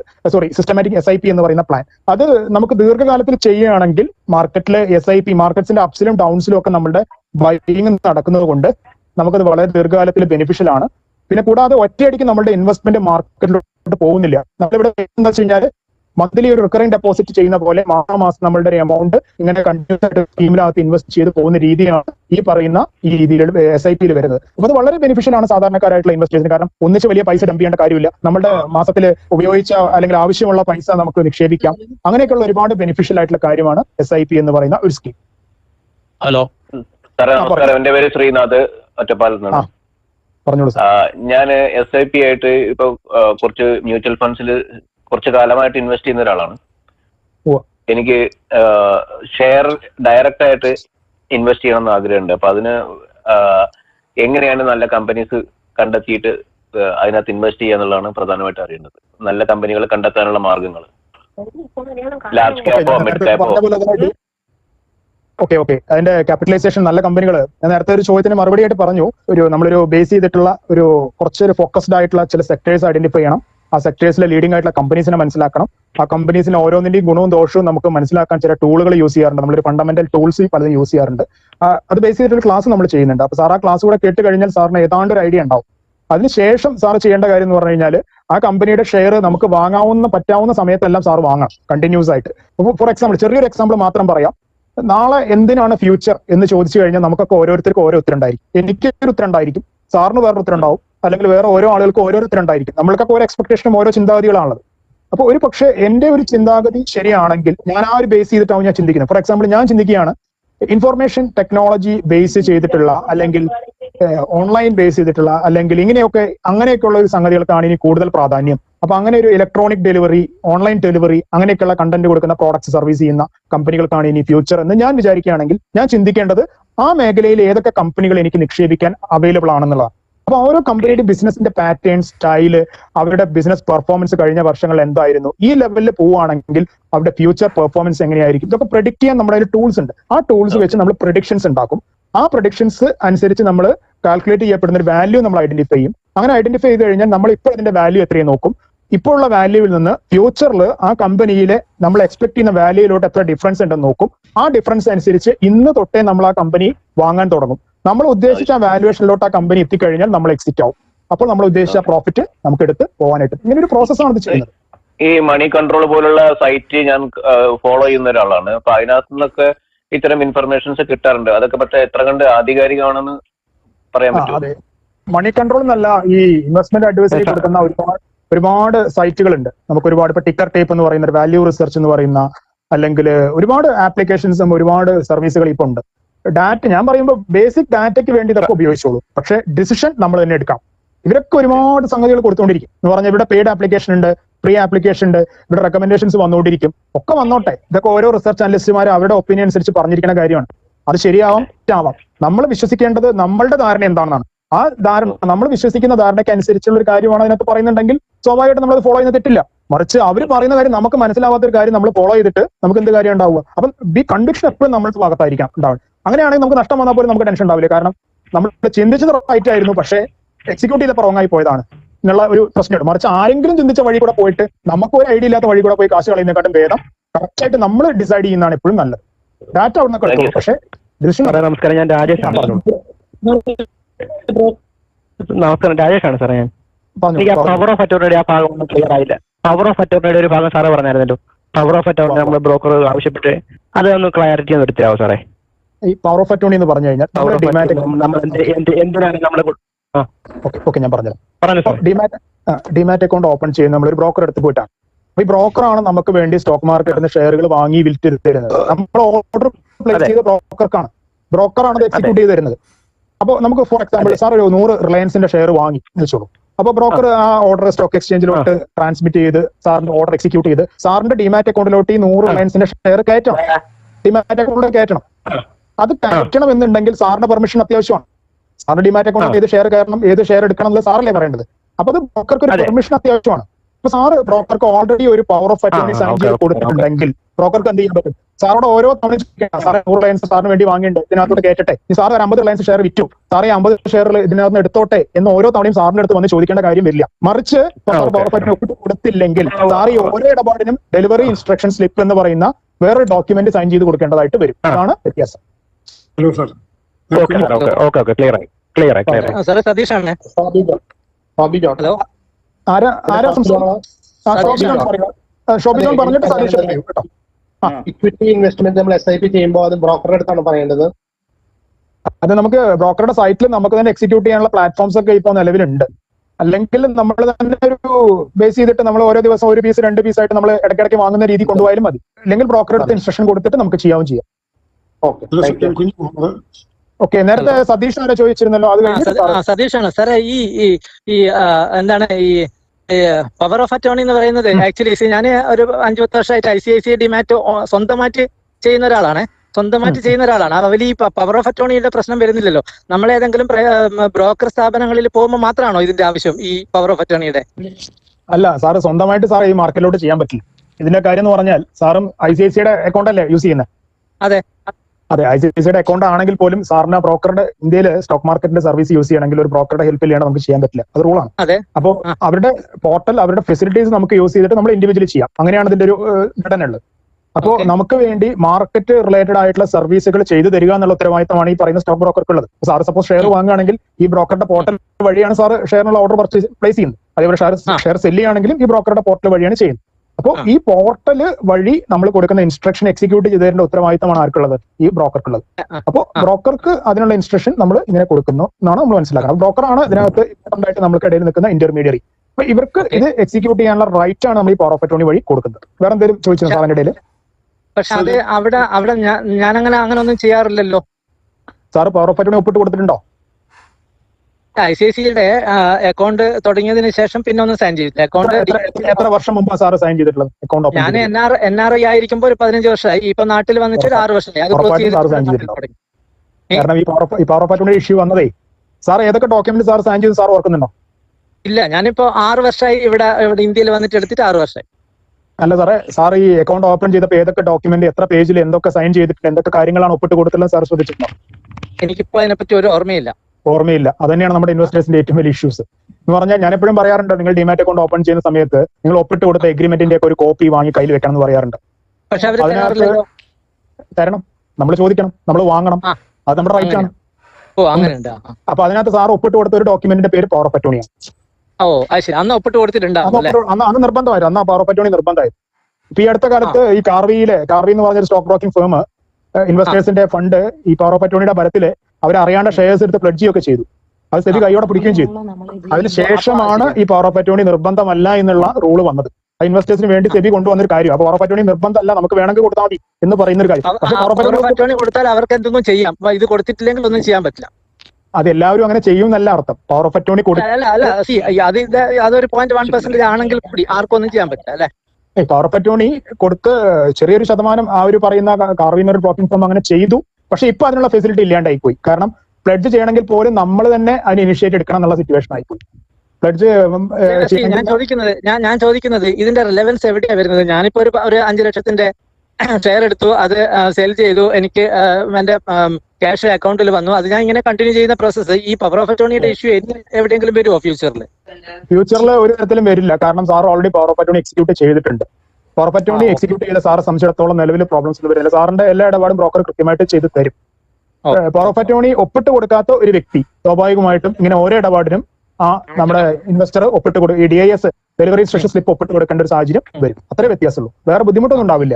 അപ്പൊ ഞാൻ ബേസിക്കലി ട്രേഡ് ചെയ്യുന്ന ഞാൻ പവർ ഓഫ് അറ്റോർണി ഒപ്പിട്ട് കൊടുത്താലാണ്. അത് വെച്ചിട്ട് ഇങ്ങനെ ഒരു ഫെസിലിറ്റി ഉള്ള കാര്യം ഇൻവെസ്റ്റർ അറിയാൻ പാടില്ല എന്നുള്ളിൽ ചില ഇൻവെസ്റ്റേഴ്സിന് അങ്ങനെ താല്പര്യമില്ലാത്ത ആൾക്കാരുണ്ട്. എന്ന് പറഞ്ഞാൽ എന്റെ പവർ ഓഫ് അറ്റോർണി ഞാൻ എന്തിനാണ് ബ്രോക്കർക്ക് കൊടുക്കണമെന്ന് ചിന്തിക്കുന്ന ആൾക്കാരുണ്ട്. അങ്ങനെ ചിന്തിക്കുന്ന ആൾക്കാരോട് അങ്ങനെ സംവിധാനം ഇല്ല എന്ന് പറയാൻ പറ്റില്ല. അങ്ങനെ ഒരു സംവിധാനം ഉണ്ട്, അത് ഇങ്ങനെയാണുള്ളത്. അതാണ് ഞാൻ ഈ ക്ലാസ്സിൽ പറഞ്ഞത്. ഒരു ക്വസ്റ്റ്യൻ കൂടി ചോദിക്കാൻ സമയമുണ്ടോ? കുറെ ചോദ്യങ്ങൾ സാർ വരുന്നുണ്ട്. സാർ ഒരു കാര്യം ചെയ്യും, ബാക്കിയുള്ള ചോദ്യം വാട്സാപ്പിൽ ഇട്ടോളൂ, ഞാൻ എനിക്ക് മറുപടി തരും. വാട്സാപ്പിൽ ഒരു ടൈം ഞാൻ പറഞ്ഞു. പറഞ്ഞോളൂ. ആരാണ്? ഞാൻ കുഞ്ഞു മുഹമ്മദ്, പറയൂ കോഴിക്കോട്. സാർ ഈ പറഞ്ഞോളൂ സാർ, ഞാൻ പറയൂ. കമ്പനികൾ അവരുടെ ഷെയർസ് ബൈബാക്ക് ചെയ്യാറുണ്ട്. ആ ബൈബാക്ക് ചെയ്യുന്നത് നമ്മളെ കൺസേണോട് കൂടിയിട്ടാണ്. അതിനകത്ത് ബ്രോക്കേഴ്സിന് യാതൊരു റോളും ഇല്ല. പക്ഷേ അങ്ങനെ ബൈബാക്ക് ചെയ്യുന്ന ഷെയറിനെ ഇവർ കമ്മീഷൻ പിടിക്കുന്നുണ്ടല്ലോ, അങ്ങനെ പിടിക്കാൻ പാടുണ്ടോ? ബൈബാക്ക് എന്ന് പറഞ്ഞു കഴിഞ്ഞാൽ ഒരു കമ്പനി ഓൾറെഡി ഇഷ്യൂ ചെയ്ത ഒരു ഷെയർ അവരെ സംബന്ധിച്ചിടത്തോളം ഒരു കമ്പനി തിരിച്ചു വാങ്ങുന്ന ഒരു പ്രോസസ്സാണ്. IPO എന്ന് പറഞ്ഞ ഒരു കമ്പനി ഇൻവെസ്റ്റർ കൊടുക്കുന്ന പ്രോസസ്സ്, അത് തിരിച്ചെടുക്കുന്നവർ. അപ്പൊ അത് എക്സിക്യൂട്ട് ചെയ്യുന്ന സമയത്ത് ബൈബാക്ക് എല്ലാവർക്കും അതിനുള്ള ഫെസിലിറ്റി കിട്ടിക്കൊള്ളുന്നില്ല. ഒരു സെർട്ടൈൻ നമ്പർ ഓഫ് അതിന്റെ ഒരു റൈറ്റ്സ് ഉള്ള വ്യക്തികൾക്ക് മാത്രമേ ബൈബാക്ക് എക്സിക്യൂട്ട് ആവുള്ളൂ. അപ്പൊ അത് ആ ഒരു ബേസ് ചെയ്തിട്ടുള്ള ബൈബാക്ക് എലിജിബിലിറ്റി ഉള്ള ആൾക്കാർ അത് തിരിച്ചു കൊടുക്കുമ്പോൾ ആ ഒരു പ്രോസസ്സിനെ ഹെൽപ്പ് ചെയ്യുന്ന, ഒരു സർവീസ് ഹെൽപ്പ് ചെയ്യുന്ന ബ്രോക്കർ അതിന്റെ ബേസ് ചെയ്തിട്ടുള്ള ഒരു ചെറിയ ചാർജ് ചെയ്യുന്നുണ്ടെന്നുള്ളത് സത്യാവസ്ഥയാണ്. എന്നാൽ ഇതിന് തീരെ ചാർജ് കുറച്ച് മാത്രം ചാർജ് ചെയ്യുന്ന ബ്രോക്കേഴ്സും ഉണ്ട്. അപ്പൊ സാറിന്റെ ബ്രോക്കർ ഏതാണെന്ന് എനിക്ക് അറിയില്ല. അപ്പൊ ചാർജസ് ആണ് അവർ കറക്റ്റ്. സാധാരണ തന്നെ നമ്മൾ ബൈ ചെയ്യുമ്പോൾ ചെയ്യുന്ന കമ്മീഷനും ടാക്സും ഒക്കെ ഒന്ന് പിടിച്ചിട്ടുണ്ട്. ഇപ്പൊ TCS അടുത്ത കാലത്ത്, ടാറ്റ കൺസൾട്ടൻസി സർവീസ് അടുത്ത കാലത്ത് നമ്മളെ കുറച്ച് ഷെയർ അവർക്ക് അവർ ചെയ്തിരുന്നു, ബൈബാക്ക് ചെയ്തിരുന്നു. അപ്പൊ എമൗണ്ട് കണക്കാക്കി വെച്ചിരുന്നപ്പോൾ ഇവര് കമ്മീഷൻ പിടിച്ചിരിക്കുന്നു. എന്ന് വെച്ചാൽ ബേസിക്കലി ഈ ബ്രോക്കിംഗ് സർവീസിൽ 2 തരത്തിലുള്ള ഡിമാറ്റ് സർവീസ് പ്രൊവൈഡ് ചെയ്യുന്ന ബ്രോക്കേഴ്സ് ഉണ്ട്. ഒന്ന് full service brokers. Full service brokers എന്ന് പറഞ്ഞ സാറി പറഞ്ഞ ജിയോയിത്ത് പോലുള്ള സ്ഥാപനം ഫുൾ സർവീസ് ബ്രോക്കേഴ്സ്. ഇവരെന്താ ചെയ്യുന്നത് വെച്ച് കഴിഞ്ഞാൽ നമുക്ക് ചാർജസ് കുറച്ച് കൂടുതലാണ് ഇവരെടുത്ത്. പക്ഷെ ഇവര് റിസർച്ച് സപ്പോർട്ട് ഒക്കെ നമുക്ക് തരുന്നുണ്ട്. എന്ന് പറഞ്ഞു കഴിഞ്ഞാൽ ഏത് ഷെയർ വാങ്ങണം, ഏത് ഷെയർ വിൽക്കണം, ഇൻഡസ്ട്രി റിപ്പോർട്ട്സ്, അങ്ങനെ കാര്യങ്ങളൊക്കെ ഇവർ നമുക്ക് ചെയ്തു തരുന്നുണ്ട്. ഇവരുടെ ഡെഡിക്കേറ്റഡ് ആയിട്ടുള്ള ഫൈനാൻഷ്യൽ റിലേഷൻഷിപ്പ് മാനേജർമാർ നമുക്ക് വേണ്ടി കാര്യങ്ങൾ പറഞ്ഞു തരാനും ഒക്കെ ഉണ്ടാവും. അപ്പൊ അതേപോലെ തന്നെ നമുക്ക് ഡിസ്കൗണ്ട് ബ്രോക്കേഴ്സും വരുന്നുണ്ട്. ഡിസ്കൗണ്ട് ബ്രോക്കേഴ്സ് എന്ന് പറഞ്ഞു കഴിഞ്ഞാൽ ഇപ്പൊ സെറോദ, ആപ്സ്റ്റോക്സ്, ATM പോലെയുള്ള അവരുണ്ട്. അപ്പൊ അവരെന്താണെന്ന് വെച്ചാൽ ഈ പറയുന്ന സർവീസ് ഒന്നും അവരുടെ അടുത്ത് ഉണ്ടായിക്കോളുന്നില്ല. അവര് ചിലപ്പോൾ നമുക്ക് ചാർജസ് കുറവാണ്, അവർ ഫുൾ സർവീസ് അല്ല, ആ ഡിസ്കൗണ്ട് ബ്രോക്കേഴ്സ് ആണ്, അങ്ങനെ ഡിഫറൻസും ഉണ്ട്. അപ്പൊ നമ്മൾ മനസ്സിലാക്കേണ്ട കാര്യം എന്ന് പറഞ്ഞാൽ നമുക്ക് what type of service we are required. നമുക്ക് വേണ്ടത് ഇങ്ങനെ ഫുൾ സർവീസ് കിട്ടുന്ന എല്ലാ കാര്യങ്ങളും പറഞ്ഞു തന്ന് നമുക്ക് വേണ്ട അഡ്വൈസ് തന്ന് അങ്ങനെ ചെയ്ത് ഒരു അക്കൗണ്ട് ആണോ നമ്മൾ മെയിൻറ്റെയിൻ ചെയ്യേണ്ടത്. മറിച്ച് ഇതൊക്കെ നമുക്ക് അറിയാം, നമുക്ക് ഇതിനകത്ത് അങ്ങനെയുള്ള ചാർജസും കൊടുക്കാൻ നമുക്ക് താല്പര്യം, ഇതെല്ലാം നമ്മളെ കൊണ്ട് സ്വന്തം നിലയ്ക്ക് ചെയ്യാൻ പറ്റുന്ന കാര്യമാണെങ്കിൽ നമുക്ക് തീർച്ചയായിട്ടും ഡിസ്കൗണ്ട് ബ്രോക്കേഴ്സിനെ പരിഗണിക്കേണ്ടതായിട്ട് വരും. അതൊരു ഇൻവെസ്റ്റർ എപ്പോഴും ആലോചിക്കുക. ചാർജസ് കൂടുതലാണെന്ന് സാറിന് തോന്നുന്നു, അല്ലെങ്കിൽ ആ ഒരു കാര്യം ഇനി ഇങ്ങനെ ഇവർക്ക് കൂടുതൽ പൈസ കൊടുക്കാൻ എനിക്ക് താല്പര്യമില്ലെന്ന് തോന്നുന്നുണ്ടെങ്കിൽ സാർ തീർച്ചയായിട്ടും വേറെ ഡിമാറ്റ് അക്കൗണ്ടിനെ കുറിച്ച് ആലോചിക്കുകയും അത് കാര്യങ്ങൾ പരിഗണിക്കണം എന്നാണ് ഞാൻ പറയുക. ഒരിക്കലും ഒരു ചൂഷണത്തിന് സാർ ഒന്നും കൊടുക്കേണ്ട കാര്യമില്ല. നമുക്ക് മൾട്ടിപ്പിൾ അക്കൗണ്ട്സ് പറ്റും. അപ്പം മൾട്ടിപ്പിൾ ഡിമാറ്റ് അക്കൗണ്ടുകൾ ഓപ്പറേറ്റ് ചെയ്യാം, നോ പ്രോബ്ലം. ഇപ്പൊ ഒരു സാർ പറഞ്ഞ പോലെ ജിയോജിത്തിന്റെ ഒരു അക്കൗണ്ട് ഉണ്ട്, നമുക്ക് കുറച്ച് കാര്യങ്ങളൊക്കെ ഐഡിയ കിട്ടുക, അല്ലെങ്കിൽ ഏകദേശം ഐഡിയ കിട്ടുകയാണെങ്കിൽ പെട്ടെന്ന് ചെയ്യണം എന്നൊക്കെ ഉണ്ടെങ്കിൽ മൊബൈലിൽ എടുക്കാം, കുഴപ്പമൊന്നുമില്ല, അതിന് നിയമ തടസ്സമൊന്നുമില്ല. ഓക്കെ. പിന്നെ സാറ് പറഞ്ഞ പോലെ SIP നമ്മുടെ മ്യൂച്വൽ ഫണ്ടിൽ ഇടുന്ന പോലെ നമുക്കിതില് നമ്മൾ സ്റ്റാൻഡിങ് ഇൻസ്ട്രക്ഷൻ പോലെ അങ്ങനെ പറ്റില്ലല്ലോ, നമ്മൾ ആക്ട് ചെയ്യുന്ന വേണമല്ലോ ഓരോ സമയത്ത് അല്ലെ? ട്രേഡിംഗ് നമ്മള് ഷെയറിൽ SIP ചെയ്യാനാണോ സാർ ഓരോ തവണയും ചോദിച്ചത്? അതെ. ഇല്ല, ഈ ബ്രോക്കേഴ്സ് പ്രൊവൈഡ് ചെയ്യുന്ന പോർട്ടലുകളുണ്ട്. ഇപ്പോ ഈ പറയുന്ന പല ബ്രോക്കേഴ്സും ഇങ്ങനെ ഒരു SIP, ഇക്വിറ്റി SIP ചെയ്യാനുള്ള സംവിധാനം തരുന്നുണ്ട്. അവർ തന്നെ ഡെഡിക്കേറ്റ് ചെയ്ത ഒരു പോർട്ട്ഫോളിയോയിൽ നമുക്ക് ഇൻവെസ്റ്റ് ചെയ്യാൻ പറ്റും. അങ്ങനെയൊക്കെയുള്ള ഫെസിലിറ്റി അവർ കൊടുക്കുന്നുണ്ട്. ഇപ്പോൾ ഷെയറിന്റെ മുകളിൽ SIP പോർട്ട്ഫോളിയോ. നമുക്ക് ഇതിന് ചാർജസ് ഒക്കെ ശരിക്കും എങ്ങനെയാണ് വരുന്നത്? നമ്മളിപ്പം ഇപ്പൊ സെറോദയിലാണെങ്കിൽ എങ്ങനെയാ മറ്റേ അതൊക്കെ ചാർജസ് ഉണ്ടാവും അതിന് നമ്മൾ ഓപ്പൺ ചെയ്യുന്നതിനൊക്കെ? വ്യത്യാസമുണ്ട്, എല്ലാം നല്ല വ്യത്യാസമുണ്ട്. ഈ സെറോദ, സ്റ്റോക്സ് പോലത്തെ ഡിസ്കൗണ്ട് ബ്രോക്കേഴ്സ് ആണ്, അവർ ചാർജസ് കുറവാണ്. പക്ഷെ ശ്രദ്ധിക്കേണ്ട കാര്യം ഇതാണ്, അവർ പറയുന്ന റിസർച്ച് സപ്പോർട്ടോ നമുക്കൊരു പ്രോബ്ലം വരുമ്പോൾ പെട്ടെന്ന് ഇപ്പൊ നമ്മുടെ നിയറസ്റ്റ് ആയിട്ടുള്ള ഒരു ബ്രോക്കറെ വിളിച്ചിട്ട് മോനെ അത് ഒരു പ്രശ്നം ഉണ്ടെന്ന് പെട്ടെന്ന് ക്ലിയർ ചെയ്തേ നമുക്ക് പറയാൻ പറ്റും. പക്ഷെ സെറോദയിലെ കസ്റ്റമർ കെയറിൽ വിളിച്ചിട്ട് അത് ക്ലിയർ ചെയ്തെടുക്കുക എന്ന് പറഞ്ഞു കഴിഞ്ഞാൽ നമുക്കൊരു ഇൻടച്ച് ഉണ്ടല്ലോ, അത് ചിലപ്പോ ഉണ്ടാവില്ല. അതാണ്. പക്ഷെ മറ്റേ നമ്മുടെ നിയറസ്റ്റ് ആ ഒരു വ്യത്യാസം ഉണ്ട്. എല്ലാ ബ്രോക്കേഴ്സും ആനുവൽ മെയിൻ്റനൻസ് ചാർജ് നമ്മുടെ കയ്യിൽ നിന്ന് ഈടാക്കുന്നുണ്ട്. വ്യത്യാസം ഉണ്ട്, എമൗണ്ടിൽ ചാർജ് ഈടാക്കുന്നുണ്ട് കേട്ടോ. ഐഡിയലായിട്ട് ഇട്ടാല് ചിലപ്പോൾ ചാർജ് വേറെ വരുന്നുണ്ടാവും അല്ലേ? ആ ഐഡിയലായിട്ട് എന്തായാലും ചാർജ് വരും, നമ്മൾ ട്രേഡ് ചെയ്താലും ഇല്ലെങ്കിൽ ചാർജ് വരും. സാറേ ഇപ്പൊ കേരളത്തിലെ ഒരു മിനിറ്റ്, ഞാൻ അനൂപിന് തൃശ്ശൂരിന്ന്.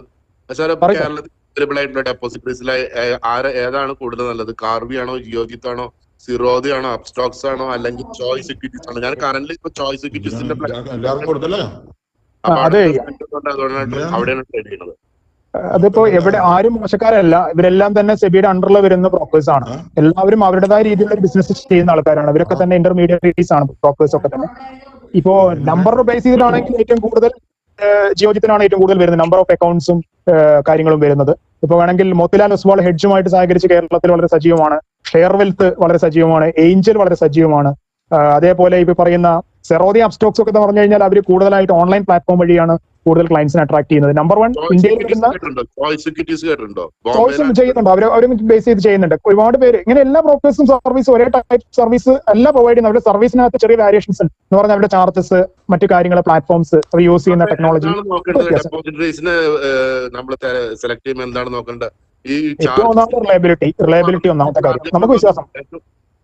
അതിന് ഒന്നാമത്തെ കാര്യം ഞാൻ പറഞ്ഞ ഒരു ബ്രോക്കർ സെലക്ട് ചെയ്യുമ്പോൾ ഏറ്റവും ഇമ്മീഡിയറ്റ് ആയിട്ടുള്ള കുറച്ച് കാര്യങ്ങൾ. ഒന്ന്, റിലയബിൾ ആവണം, നമുക്ക് വിശ്വാസം വേണം. എന്ന് പറഞ്ഞാൽ നമ്മുടെ ഈ പൈസ കൊടുത്തിട്ട് ഇടപാട് നടത്തുന്ന ഈ ഇങ്ങനെ കൊണ്ടാണ്, ഈ സംവിധാനം വെച്ചിട്ടാണ്. അപ്പൊ നമുക്കിപ്പോ ഒരു പ്രശ്നം വരികയാണെങ്കിൽ ആ പ്രശ്നവുമായി ബന്ധപ്പെട്ട് കണക്ട് ചെയ്ത് നമുക്ക് വേണ്ട, നമ്മളെ പേടിപ്പിക്കുന്ന ഒരു ബ്രോക്കർ അല്ല വേണ്ടത്, നമുക്കൊരു ആശ്വാസം പറഞ്ഞ് ക്ലിയർ ആയിട്ട് അത് ചെയ്തു തരുന്ന ഒരു ബ്രോക്കറാണ് നമുക്ക് ഒന്നാമത് വേണ്ടത്. രണ്ടാമത്തെ കാര്യം എന്ന് പറഞ്ഞു കഴിഞ്ഞാൽ നമുക്ക് നല്ലൊരു ടെക്നിക്കൽ സർവീസും സപ്പോർട്ടും വേണം. നമ്മളൊരു ഷെയർ വാങ്ങാൻ കയറി മാർക്കറ്റിലോട്ട് കയറി വരുന്ന സമയത്ത് ഇവരുടെ ടെക്നോളജി പ്രശ്നമാണ്, ആ സൈറ്റ് ഹാങ് ആണ്, ഇപ്പൊ ഷെയർ വാങ്ങാൻ പറ്റില്ല, ഇപ്പൊ ഷെയർ വിൽക്കാൻ പറ്റില്ല എന്നുള്ള വർത്തമാനം ഇവർ പറയാൻ പാടില്ല. അപ്പൊ പ്രോപ്പർ ടെക്നിക്കൽ സപ്പോർട്ട് ഇവർ തരണം. ഇവിടെ ഹാങ് ആവാത്ത വളരെ വൃത്തിയുള്ള ഒരു സൈറ്റും അങ്ങനെയുള്ള സർവീസും അവർ തരണം. മൂന്നാമത് ഇവരുടെ ചാർജസ് തോന്നിയ പോലെ ഇവർ നമ്മളെ കയ്യിൽ നിന്ന് നമ്മളെ പിഴിയുന്ന ആൾക്കാർ അവരും നമ്മളെ ബ്രോക്കേഴ്സ്. അവരെ ക്ലയൻസ് നന്നായാൽ ഇവരും നന്നാവും എന്നുള്ള ചിന്താഗതിയുള്ള ബ്രോക്കേഴ്സിനെയാണ് നമ്മൾ കൂടുതൽ പരിഗണിക്കേണ്ടത്. പിന്നെ നാലാമത്തെ കാര്യം എന്ന് പറഞ്ഞു കഴിഞ്ഞാൽ ഇവരുടെ റിസർച്ച് ഡെസ്കിന്റെ സപ്പോർട്ട്. റിസർച്ച് ഡെസ്കിന്റെ സപ്പോർട്ട് എന്ന് പറഞ്ഞു കഴിഞ്ഞാൽ ഇൻവെസ്റ്റ്മെന്റ് ആംഗിളിലും ട്രേഡിംഗ് ആംഗിളിലും നമ്മൾ ഏത് തരത്തിൽ ഇൻവെസ്റ്റ് ചെയ്യാനോ ട്രേഡ് ചെയ്യാനോ വരുന്ന ആളാണെങ്കിൽ അവർ എത്രത്തോളം സപ്പോർട്ട് ഇവരുടെ ഭാഗത്തുനിന്നുണ്ട്, ഇങ്ങനെയൊക്കെയുള്ള ഒരുപാട് ഘടകങ്ങൾ നോക്കിയിട്ട് വേണം നമ്മളൊരു ഡിമാറ്റ് അക്കൗണ്ട് ഓപ്പൺ ചെയ്യാൻ. സതീഷാണേ, പറയൂ. ഈ പറഞ്ഞിരിക്കുന്ന ഷെയർ ബ്രോക്കേഴ്സും ICICI ബാങ്ക് ICICI ഡയറക്റ്റ് ഡിമാറ്റും തമ്മിൽ ചെറിയൊരു ഒരു എന്തെങ്കിലും അഡ്വാൻറ്റേജോ എന്തെങ്കിലും ഒന്ന് ചുരുങ്ങിയ വാക്കുകൾ എന്ന് പറഞ്ഞുതരാം. കുറെ ആൾക്കാർ ചോദ്യം ചോദിക്കാനുണ്ട്, അതുകൊണ്ടാണ്. ഒന്നാമത് ICICIയുടെ പ്ലാറ്റ്ഫോം ഞാൻ യൂസ് ചെയ്യുന്നില്ല. അപ്പൊ എനിക്ക് അത് ബേസിക്കലി അവരുടെ പ്ലാറ്റ്ഫോം എങ്ങനെ വർക്ക്ഔട്ട് ആവുന്നത് അവരുടെ കാര്യങ്ങൾ എനിക്ക് കൂടുതൽ അറിഞ്ഞുകൂടാ. അപ്പൊ അതുകൊണ്ട് ഞാൻ ഉത്തരം പറയാൻ എനിക്ക് കഴിയില്ല. സാർ ജ്യോതിഷാണ് എനിക്ക് അപ്സ്റ്റോസിലാണ് അക്കൗണ്ട് ഉള്ളത്. അപ്പം ഞാൻ ബേസിക് പ്ലാൻ എടുത്തേക്കുന്നത്. അപ്പം എനിക്ക് എന്തെങ്കിലും ലിമിറ്റേഷൻ ഉണ്ടോ? ഇപ്പം എനിക്ക് എന്തെങ്കിലും കമ്പനി സ്റ്റോക്ക് ഇത്ര ലിമിറ്റേഷൻ കേൾക്കുന്നില്ലേ? ഹലോ, അതായത് അപ്സ്റ്റോക്സിലെ അക്കൗണ്ട് ഉണ്ട്, അതിനകത്ത് എന്ത് ചെയ്യാനാണ് പ്ലാൻ? അതിപ്പോ ഞാൻ ബേസിക് അക്കൗണ്ട് ആണ് എടുത്തേക്കുന്നത്. Basic service demat account BSD ആണ് എടുത്തത്. അപ്പം എനിക്ക് ആനുവൽ ചാർജ് മാത്രമേ ഉള്ളൂ അതില്. അപ്പം എനിക്ക് എന്തെങ്കിലും ലിമിറ്റേഷൻ ഉണ്ടോ? ഈ പറഞ്ഞ 50,000 വരെ എനിക്ക് ട്രാൻസാക്ഷൻ ചെയ്യാൻ പറ്റും, അങ്ങനെ എന്തെങ്കിലും ലിമിറ്റേഷൻ ഉണ്ടോ? ലിമിറ്റേഷൻ എന്ന് പറഞ്ഞാൽ വേറെ പ്രശ്നമുണ്ട്. BSD അക്കൗണ്ടിന് വേറൊരു ചെറിയ പ്രോബ്ലം ഉണ്ട്. ഈ BSDയെ തന്നു കഴിഞ്ഞാൽ ഇവർ വേറൊരു പണി നമുക്ക് തരും. അവര് ബ്രോക്കിംഗ് ചാർജ് കുറച്ച് കൂട്ടും. എന്ന് പറഞ്ഞാൽ അവർക്ക് ഒരു സ്ഥലത്ത് പോകുന്നുണ്ട്, അവർ പിടിക്കാൻ വേറൊരു പണി അവർ ഒപ്പിക്കുന്നുണ്ട്. അപ്പൊ നമ്മൾ ഈ BSD അക്കൗണ്ട് ചെയ്യുന്ന ആൾക്കാർ നോർമലി വളരെ വലിയ തോതിൽ ട്രേഡ് ചെയ്യുന്ന ആൾക്കാരല്ല. അപ്പൊ അവർക്കത് വലിയ തോതിൽ ഫീൽ ചെയ്യില്ല. മറിച്ച് നല്ല തോതിൽ ട്രേഡ് ചെയ്യാൻ ആഗ്രഹം ഉണ്ടെങ്കിൽ സാറ് ചെയ്യേണ്ട നോർമൽ ഡിമാറ്റ് അക്കൗണ്ട് തന്നെയാണ്. അപ്പോൾ BSD അക്കൗണ്ടിന് നമുക്ക് ചാർജസ്, മെയിൻ്റനൻസ് ചാർജ് കുറവാണ് എന്നുള്ളൊരു ബെനിഫിറ്റ് ഉണ്ടെങ്കിൽ കൂടിയും ഈ ബ്രോക്കറേജ് കുറച്ച് കൂടുതലാണെന്നുള്ളൊരു ന്യൂനത അതിനകത്തുണ്ട്. ഇൻവെസ്റ്റ്മെന്റ് ആണെങ്കിൽ sir no problem. BSD is enough. എങ്ങനെ അറിയാൻ പറ്റുമോ അത് BSD ആണോ അതോ നോർമൽ ഡിമാറ്റ് അക്കൗണ്ട് ആണോ? അല്ല, നമ്മൾ അത് എഗ്രിമെന്റ് സൈൻ ചെയ്യുമ്പോൾ ശ്രദ്ധിക്കേണ്ട കാര്യമാണ്. BSD ആണെങ്കിൽ BSD എന്ന് പറഞ്ഞ തന്നെ എഗ്രിമെന്റ് സൈൻ ചെയ്യണം. ഓക്കെ, കാരണം ഇതെല്ലാം ഓൺലൈനിലാണ് നമ്മൾ ഫില്ല് ചെയ്ത് KYC എല്ലാം ചെയ്ത് കൊടുത്തത്. അപ്പൊ ഓൺലൈനായിട്ട് ചെയ്യുകയാണെങ്കിൽ അവരുടെ അടുത്ത് ബ്രോക്കറോട് ഇൻസ്ട്രക്ട് ചെയ്യണം, BSD ആയിട്ട് കൺവേർട്ട് ചെയ്ത് തരണം എന്ന് പറയണം. ഇപ്പൊ മറ്റു രീതിയിൽ തുടങ്ങിയിട്ടില്ലെങ്കിൽ. Okay okay equity shares select ചെയ്യുന്നതിനെ കുറിച്ച് ഇപ്പൊ എന്റെ ചോദ്യം എന്ന് പറഞ്ഞത് ഒരു കമ്പനിയുടെ ആനുവൽ റിപ്പോർട്ട് നല്ല ഇക്വിറ്റി ഷെയർ ഏതാണ് നോക്കുന്നത്, ആനുവൽ റിപ്പോർട്ടുകളല്ല നമ്മൾ നോക്കുന്നത്. അതില് പ്രോഫിറ്റ് ഉണ്ട്, പ്രോഫിറ്റ് ആഫ്റ്റർ ടാക്സ് ഉണ്ട്. അപ്പൊ ഇതൊക്കെയാണ് നമ്മൾ നോക്കുന്നത്. എന്റെ ചോദ്യം എന്ന് വെച്ചാൽ റവന്യൂ ജനറേഷൻ, റവന്യൂ ഉണ്ട്, പ്രോഫിറ്റ് ഉണ്ട്, പ്രോഫിറ്റ് ആഫ്റ്റർ ടാക്സ്. അതൊരു നല്ല കമ്പനി ആകുമ്പോൾ എല്ലാ വർഷവും അതിന്റെ ചില കമ്പനികൾ പ്രോഫിറ്റുകൾ ഇങ്ങനെ കൂടിക്കൊണ്ടിരിക്കും, നല്ല പ്രോഫിറ്റ് ഇങ്ങനെ കൂടിക്കൊണ്ടിരിക്കും. പക്ഷെ റവന്യൂ കുറവായിരിക്കും. അപ്പോ ശരിക്കും നമ്മൾ പ്രോഫിറ്റ് ആണോ നോക്കേണ്ടത്, റവന്യൂ ജനറേഷൻ ആണോ നോക്കേണ്ടത്? എങ്ങനെയാണ് നമ്മൾ അതിന്റെ അടിസ്ഥാനത്തിൽ കമ്പനി നമ്മൾ വിലയിരുത്തുന്നത്? ഡിപ്പെൻസ് ആണ്. പല കമ്പനികളും പല രീതിയാണ്. എന്ന് പറഞ്ഞു കഴിഞ്ഞാൽ ഒരു സെക്ടറിലെ ഒരു കമ്പനി ഇവാലുവേറ്റ് ചെയ്യുന്ന അതേ രീതിയിൽ വെച്ചിട്ട് വേറൊരു കമ്പനി ഇവാലുവേറ്റ് ചെയ്യാൻ പറ്റില്ല. എന്നത് കാര്യം, ഫോർ എക്സാമ്പിൾ ഒരു ബാങ്കിങ് കമ്പനി ഇവാലുവേറ്റ് ചെയ്യുന്ന രീതിയിൽ ഒരു IT കമ്പനി ഇവാലുവേറ്റ് ചെയ്യാൻ പറ്റില്ല. ഒരു IT ഇവാലുവേറ്റ് ചെയ്യുന്ന രീതിയിൽ അല്ല ഒരു FMCG കമ്പനി ഇവാലുവേറ്റ് ചെയ്യുന്നത്. ഒരു FMCG ഇവാലുവേറ്റ് ചെയ്യുന്ന രീതിയിൽ ഒരു കൺസ്ട്രക്ഷൻ കമ്പനി ഇവാലുവേറ്റ് ചെയ്യും. ഓരോ സെക്ടറിലും കമ്പനികളെ ഇവാലുവേറ്റ് ചെയ്യുമ്പോൾ അതിന്റെ വാല്യൂഷൻ മെട്രിക്സ് വളരെ ഡിഫറെന്റ് ആണ്. ഫോർ എക്സാമ്പിൾ ഞാൻ അവിടെ ചെറിയൊരു ഉദാഹരണം പറഞ്ഞുതരാം. ചില കമ്പനികൾക്ക് ഇനി ക്യാപിറ്റൽ കൊണ്ടുവരേ വേണ്ടി വരില്ല. അവർക്ക് ഉള്ള ക്യാപിറ്റലിന്റെ മുകളിൽ തന്നെ റിട്ടേൺസ് തനിയെ എമർജ് റിട്ടേൺസ് ജനറേറ്റ് ചെയ്യാൻ പറ്റാവുന്ന കപ്പാസിറ്റിയുള്ള കമ്പനീസ് ഉണ്ട്. അങ്ങനെയൊക്കെയുള്ള ഇന്ത്യയിലുള്ള വളരെ സ്ട്രോങ് ആയിട്ടുള്ള ചില കമ്പനീസ് ഒക്കെ ഉണ്ട്.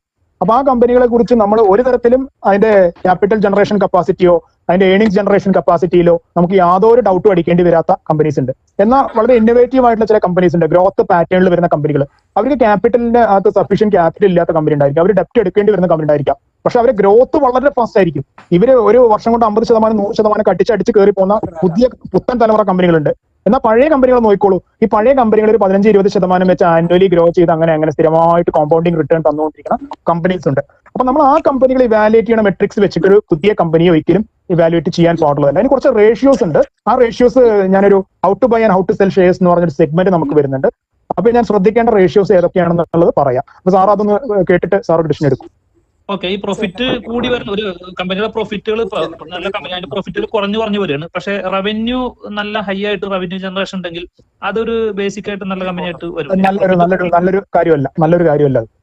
അത്ര പോസിറ്റീവ് ആയിട്ടുള്ള കാര്യം. കാരണം കമ്പനിക്ക് പ്രോഫിറ്റ് ഉണ്ടാക്കാൻ പറ്റുന്നില്ല എന്ന് പറഞ്ഞാൽ അതിന്റെ അർത്ഥം എന്താണ്? കമ്പനിക്ക് കൂടുതൽ വരുമാനം ആർക്ക് കൊടുക്കാൻ പറ്റുന്നില്ല എന്നർത്ഥം, ഷെയർ ഹോൾഡേഴ്സിന് കൊടുക്കാൻ പറ്റില്ല എന്നല്ലേ. അപ്പോൾ ചെലവ് കൂടും. എന്തുകൊണ്ടാണ് റവന്യൂ കൂടുന്നുണ്ട്? അപ്പൊ ചെലവ് കൂടുന്നുണ്ട് കമ്പനിക്ക്, റോ മെറ്റീരിയൽസിനോ മറ്റു രീതിയിലോ അവർക്ക് ചെലവ് കൂടുന്നുണ്ടായിരിക്കും. അതുകൊണ്ടാണല്ലോ പ്രോഫിറ്റ് ഉണ്ടാവാതിരിക്കുന്നത്. അത് അവരുടെ നെഗറ്റീവ് ഇമ്പാക്ട് ആണ് വരുന്നത്. അപ്പൊ അതൊക്കെ ഒരു പോസിറ്റീവ് ആയിട്ടുള്ള കാര്യമല്ല. അതാണ് മനസ്സിലാക്കുന്നത്. പിന്നെ ഇപ്പൊ നമ്മൾ ഡെപ്പോസിറ്റുകൾ ഇപ്പൊ എനിക്ക് ഓൾറെഡി ഒരു അക്കൗണ്ട് ഉണ്ട്, എനിക്ക് ഒന്നിൽ കൂടുതൽ പറഞ്ഞ ചോയ്സോ ജിയോജിത്തോ സെറോദോ ഇവിടുത്തെ നമുക്ക് ഇൻഡിവിജ്വൽ ആയിട്ട് അക്കൗണ്ട് തുടങ്ങുന്നതിനോട് കുഴപ്പമൊന്നുമില്ല അല്ലേ? നമുക്ക് എത്ര ഡിമാറ്റ് അക്കൗണ്ട് തുടങ്ങുന്നതിനും യാതൊരു നിയമ തടസ്സവും ഇല്ല. പക്ഷെ ശ്രദ്ധിക്കേണ്ട ഒരു പ്രധാനപ്പെട്ട കാര്യം എന്ന് പറഞ്ഞു കഴിഞ്ഞാൽ ഈ ഡിമാറ്റ് അക്കൗണ്ടുകളൊക്കെ തന്നെ നമുക്ക് ആവശ്യമാണോ, ഇത്രയധികം ഡിമാറ്റ് അക്കൗണ്ട് നമുക്ക് വേണോ, ഇതിനൊക്കെ നമ്മൾ സെപ്പറേറ്റ് ചാർജ് കൊടുക്കേണ്ട സാഹചര്യങ്ങളുണ്ട്. ഇങ്ങനത്തെ കാര്യങ്ങളുണ്ട്. അത് നമ്മൾ ഓരോരുത്തരും ആലോചിച്ച് മാത്രം എടുക്കുക, തീരുമാനിക്കുക.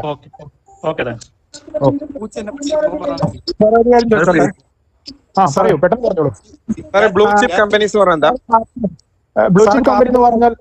ബ്ലൂ ചിപ്പ് കമ്പനീസ് എന്ന് പറഞ്ഞാൽ വളരെ ഫ്രണ്ട് റൺ ആയിട്ട് ഇന്ത്യയിൽ നിൽക്കുന്ന ഏറ്റവും ലീഡിംഗ് ആയിട്ടുള്ള വർഷങ്ങളുടെ പ്രവർത്തന പാരമ്പര്യമുള്ള മാർക്കറ്റിൽ ലീഡിംഗ് ആയിട്ടുള്ള നല്ല പ്രോഡക്ട്സ് വിറ്റ് നല്ലപോലെ വരുമാനം ഉണ്ടാക്കുന്ന ഫ്യൂച്ചറിൽ വളരെ പ്രോസ്പെരിറ്റിക്ക് സാധ്യതയുള്ള ചില companies, for example HDFC, Reliance, Tata, അങ്ങനെയൊക്കെയുള്ള കമ്പനീസ് ഒക്കെ ബ്ലൂ ചിപ്പ്. പ്രൈസ് ഹൈ ആയിരിക്കും യൂഷ്വലി. തീർച്ചയായിട്ടും പ്രൈസ് ആയിരിക്കും. നല്ല സാധനങ്ങൾക്ക് നല്ല വില കൊടുക്കേണ്ടി വരും. അപ്പോൾ ഇതിന്റെ ഗുണം എന്ന് വെച്ചാൽ നല്ല കമ്പനികളാണ്, നല്ല വില കൊടുത്തു കഴിഞ്ഞാലും ഇവരൊക്കെ ആനുവലി നമ്മൾ എടുക്കുകയാണെങ്കിൽ 20%, 15% കോമ്പൗണ്ടിങ് റേറ്റിൽ ഗ്രോ ചെയ്യുന്ന കമ്പനിയാണ്. നമുക്ക് കണ്ണുടച്ച് ഇൻവെസ്റ്റ് ചെയ്യാം. കാരണം എന്ന് പറഞ്ഞു കഴിഞ്ഞാൽ എല്ലാ ഇൻസ്റ്റിറ്റ്യൂഷൻസും എല്ലാ മ്യൂച്വൽ ഫണ്ട്സും എല്ലാം നല്ല ഇൻവെസ്റ്റേഴ്സ് ഇൻവെസ്റ്റ് ചെയ്യുന്ന കമ്പനിയാണ്. അപ്പൊ അതാണ് നല്ല കമ്പനീസിൽ ഇൻവെസ്റ്റ് ചെയ്യണമെന്ന് പറയുന്നത്. അപ്പൊ നമുക്ക് കണ്ണുടച്ച് ഇൻവെസ്റ്റ് ചെയ്യാൻ പറ്റുന്ന കമ്പനിയാണ് blue chip companies. Okay sir. Sir, ഈ ONGC എന്നൊരു കമ്പനിയെ നോക്കിയപ്പോൾ വളരെ കോസ്റ്റ് കുറവ്, പക്ഷെ അപ്പൊ അത് നമ്മളൊരു ക്രെഡിബിൾ കമ്പനി ആയിട്ടല്ലേ പറയുന്നത്? അത് ക്രെഡിബിൾ കമ്പനിയാണ്. പക്ഷേ പബ്ലിക് സെക്ടർ കമ്പനീസിന് പൊതുവെ മാർക്കറ്റ് അത്ര വാല്യൂഷൻ കൊടുക്കാറില്ല. മാർക്കറ്റിന്റെ വാല്യൂഷൻ ഇഷ്യൂ ഉണ്ട്. കാരണം വെച്ചാൽ പബ്ലിക് സെക്ടർ എന്ന് പറഞ്ഞാൽ ഗവൺമെന്റ് ഇന്റർവെൻഷൻ കൂടും. ഇപ്പൊ ഗവൺമെന്റ് ഇന്റർവെൻഷൻ കൂടുക എന്ന് പറഞ്ഞാൽ ഈ പ്രൈവറ്റ് ക്യാപിറ്റൽ അല്ലേ. ഇപ്പൊ പ്രൈവറ്റ് ക്യാപിറ്റൽ ഓണേഴ്സിന് വലിയ താല്പര്യം. ഈ അടുത്ത കാലത്തായിട്ട് ഒരു കയറ്റം കാണുന്നുണ്ട് കേട്ടോ ഈ പബ്ലിക് സെക്ടർ കമ്പനീസിനൊക്കെ. പറഞ്ഞോളൂ.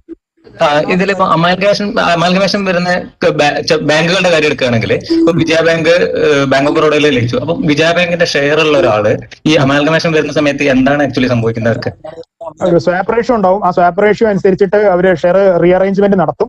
അതിനനുസരിച്ച് ഇനി വരുന്ന നിലനിൽക്കാൻ പോകുന്ന ബാങ്കിന്റെ ഷെയർസ് ഇല്ലാണ്ടായ ബാങ്കിന്റെ ആളുകൾക്കും കൂടെ കൊടുക്കുന്ന രീതിയാണ് വരിക. ഓക്കെ. പിന്നെ അതുപോലെ ഒരു കമ്പനി അതായത് പൂട്ടി പോവുക, അങ്ങനെ ഒരു അവസ്ഥ വരാതിരിക്കാം. അങ്ങനെ വരുന്ന സമയത്ത് എന്താണ് അത് സെബിയുടെ എന്തായിരിക്കും അതിന്റെ ഷെയർ ഹോൾഡറിന് കിട്ടുന്നത്? കമ്പനി നിലവിലില്ലാണ്ടാവുകയാണെങ്കിൽ ഒരു കമ്പനി നിലവിലില്ലാണ്ടാവുക എന്ന് പറഞ്ഞാൽ കമ്പനി ഇല്ലാണ്ടായി കഴിഞ്ഞാൽ ഒരാൾക്ക് ഒരു ഇൻവെസ്റ്ററെ സംബന്ധിച്ചിടത്തോളം പരമാവധി നഷ്ടം എന്ന് പറഞ്ഞാൽ ആൾ ഇൻവെസ്റ്റ് ചെയ്ത ക്യാപിറ്റൽ മാക്സിമം, അതിനപ്പുറം ഇല്ല. കമ്പനിയുടെ ബാധ്യതകളൊന്നും ഒരു ഇൻവെസ്റ്റർ അറിയേണ്ട കാര്യമില്ല. എന്ന് പറഞ്ഞു കഴിഞ്ഞാൽ ഫോർ എക്സാമ്പിൾ നമ്മളിപ്പോ 100 ഷെയർ ഒരു കമ്പനിയുടെ വാങ്ങി, അൺഫോർച്ചുനേറ്റ്ലി ആ കമ്പനി വൈൻഡപ്പ് ആയി പോയി, കമ്പനി പൂട്ടിപ്പോയി, കമ്പനിക്ക് നിലനിൽപ്പ് ഇല്ലാണ്ടായി പോയി. ആ കമ്പനിക്ക് കോടിക്കണക്കിന് ഉറുപ്പിയുടെ കടം ഉണ്ടായിരുന്നു. ആ കടം ബാധ്യത കൂടെ നമ്മളോട് ചോദിക്കാൻ പാടില്ല. അപ്പൊ നമ്മുടെ liability is limited up to what we are provided. നമ്മൾ എത്ര പൈസ ആ കമ്പനിയിൽ ഷെയറിന് ഇൻവെസ്റ്റ് ചെയ്തോ പരമാവധി നമുക്ക് വരാൻ പോകുന്ന ലോസ് അതാണ്. കമ്പനിയുടെ പിന്നെ ഉണ്ടായ നഷ്ടങ്ങളൊന്നും തീർക്കേണ്ട ഉത്തരവാദിത്തം ആർക്കില്ല, ഈ പറയുന്ന ഇക്വിറ്റി ഷെയർ ഹോൾഡേഴ്സിന് ഇല്ല എന്നുള്ളതാണ് നമ്മൾ മനസ്സിലാക്കുന്നത്. പറയൂ. മഹാരത്ന കമ്പനി എന്ന് പറയുന്നതും ബ്ലൂ ചിപ്പ് അത് തമ്മിലുള്ള വ്യത്യാസമുണ്ട്. മഹാരത്ന ഒക്കെ പബ്ലിക് സെക്ടർ കമ്പനീസിൽ പറയുന്ന ഒരു കാറ്റഗറൈസേഷൻ ആണ്.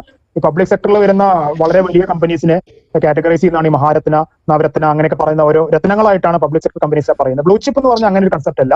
ഇന്ത്യയിലെ പ്രൈവറ്റ് കമ്പനികളും പബ്ലിക് കമ്പനികളും ഉൾപ്പെടുന്ന പ്രമുഖമായിട്ടുള്ള ഇൻഡസ്ട്രി ലീഡേഴ്സ് ആയിട്ടുള്ള ഫ്രണ്ട് റണ്ണിംഗ് കമ്പനികളെയാണ് ബ്ലൂ ചിപ്പ് കമ്പനീസ് എന്ന് പറയുന്നത്. ഇന്ത്യക്ക് പുറത്തുള്ള കമ്പനികളിൽ നമുക്ക് ഇൻവെസ്റ്റ് ചെയ്യാൻ പറ്റുമോ? ഇന്ത്യക്ക് പുറത്തുള്ള കമ്പനികളിൽ നമുക്ക് ഡയറക്ട്ലി ഇന്ത്യയിലെ ഡിമാറ്റ് അക്കൗണ്ട് ഉപയോഗിച്ച് ചെയ്യാൻ പറ്റില്ല. അവിടുത്തെ സർവീസുകളും മനസ്സിലാക്കിയിട്ട് വേണം നമ്മൾ ചെയ്യാൻ. അവിടെയുള്ള അതിന് വേണ്ടിയിട്ടുള്ള സംവിധാനങ്ങൾ യൂസ് ചെയ്യേണ്ടി വരും. ഇപ്പൊ അതിനുള്ള സർവീസുകൾ പ്രൊവൈഡ് ചെയ്യുന്നുണ്ട് പല ബ്രോക്കേഴ്സ്. ഒരു പർട്ടിക്കുലർ ഷെയർ വാങ്ങിച്ചിട്ട് നമ്മൾ ലോങ് ടൈം ഹോൾഡ് ചെയ്യുകയാണെങ്കിൽ അത് ഇപ്പൊ 5 ഇയർ അങ്ങനത്തെ ഒരു ഇതിൽ ഹോൾഡ് ചെയ്യാം. അപ്പൊ അതിൽ ഡിമാറ്റ് അക്കൗണ്ടിൽ എങ്ങനെയായിരിക്കും അതിന്റെ ചാർജസ്? സാർ ഒരു ഷെയർ ദീർഘകാലത്തേക്ക് ഹോൾഡ് ചെയ്യുകയാണെങ്കിൽ ഡിമാറ്റ് അക്കൗണ്ടിൽ എന്തായിരിക്കും അതിന്റെ ഇഷ്യൂ എന്നാണ് ചോദിക്കുന്നത്? അതെ അതെ അതെ. സാർ ഷെയർ വാങ്ങുക, വിൽക്കുക, അതൊക്കെ സാറിന്റെ ഒരു പ്രയോറിറ്റിയാണ്. അത് കീപ്പ് ചെയ്യാനുള്ള ഒരു അക്കൗണ്ടാണ് ഡിമാറ്റ് അക്കൗണ്ട്. സാർ എത്ര ഷെയർ വാങ്ങിയെന്നോ സാർ എത്ര ഷെയർ വിറ്റു എന്നുള്ളതോ ഡിമാറ്റ് അക്കൗണ്ട് പ്രൊവൈഡ് ചെയ്യുന്ന CDSL ചോദിക്കുന്നില്ല. നമ്മൾ അത് ബേസ് ചെയ്തിട്ടുള്ള ചാർജസ് അവർക്ക് കൊടുത്തുകൊണ്ടിരിക്കുക. വാങ്ങുന്നതുമായി ബന്ധപ്പെട്ട് വരുന്ന ചാർജസ്, ബ്രോക്കറേജ് ചാർജ് നമ്മൾ ബ്രോക്കർ കൊടുത്തു കഴിഞ്ഞാൽ നമ്മുടെ ഡിമാറ്റ് അക്കൗണ്ടിൽ നമ്മൾ എത്ര ഷെയർ കൊണ്ടിട്ടാലും അതിന് വേറെ ചാർജസ് ഒന്നും നമുക്ക് അഡീഷണലി വരുന്നില്ല. എത്ര കാലം വേണമെങ്കിലും നമുക്ക് ഹോൾഡ് ചെയ്യാം. ആനുവലി ഉള്ള മെയിൻ്റനൻസ് ചാർജ് നമ്മൾ കൊടുത്ത് അത് ഇപ്പോഴും കണ്ടിന്യൂ ചെയ്യുക. അതാണ് ചെയ്യേണ്ടത്. ഒരു സംശയം കൂടെ ഉണ്ട്. അതായത് നമ്മൾ ഈ അഥവാ ഇപ്പൊ ജിയോജിത് സെൽഫിയിൽ ഉണ്ട് ഒരു പർട്ടിക്കുലർ ഗ്രൂപ്പ് ഓഫ് ഷെയർ, അത് നമുക്ക് സിറോദയിലോട്ട് ട്രാൻസ്ഫർ ചെയ്യണമെങ്കിൽ അത് പോസിബിൾ ആണോ? പോസിബിൾ ആണ്. അതിനെന്ത് ചെയ്യണമെന്ന് വെച്ച് കഴിഞ്ഞാൽ സെറോദയിലാണ് സാറ് ഇനി കണ്ടിന്യൂ ചെയ്യാൻ ആഗ്രഹിക്കുന്നുണ്ടെങ്കിൽ ജിയോജിത്തിൽ ഇൻസ്ട്രക്ഷൻ കൊടുക്കുക. ഈ ഡെലിവറി ആയിട്ട് ഹോൾഡ് ചെയ്യുന്ന സ്റ്റോക്കുകൾ ജിയോജിത്തിൽ നിന്ന് സെറോദയിലോട്ട് മാറ്റാനുള്ള ഇൻസ്ട്രക്ഷൻ കൊടുത്ത് ഈ സെറോദയിലോട്ട് ഷെയറുകളെല്ലാം മാറ്റിയെന്ന് ഉറപ്പ് വരുത്തിയിട്ട് നമുക്ക് ജിയോജിത്തിൽ അക്കൗണ്ട് ക്ലോസ് ചെയ്യാവുന്നതാണ്.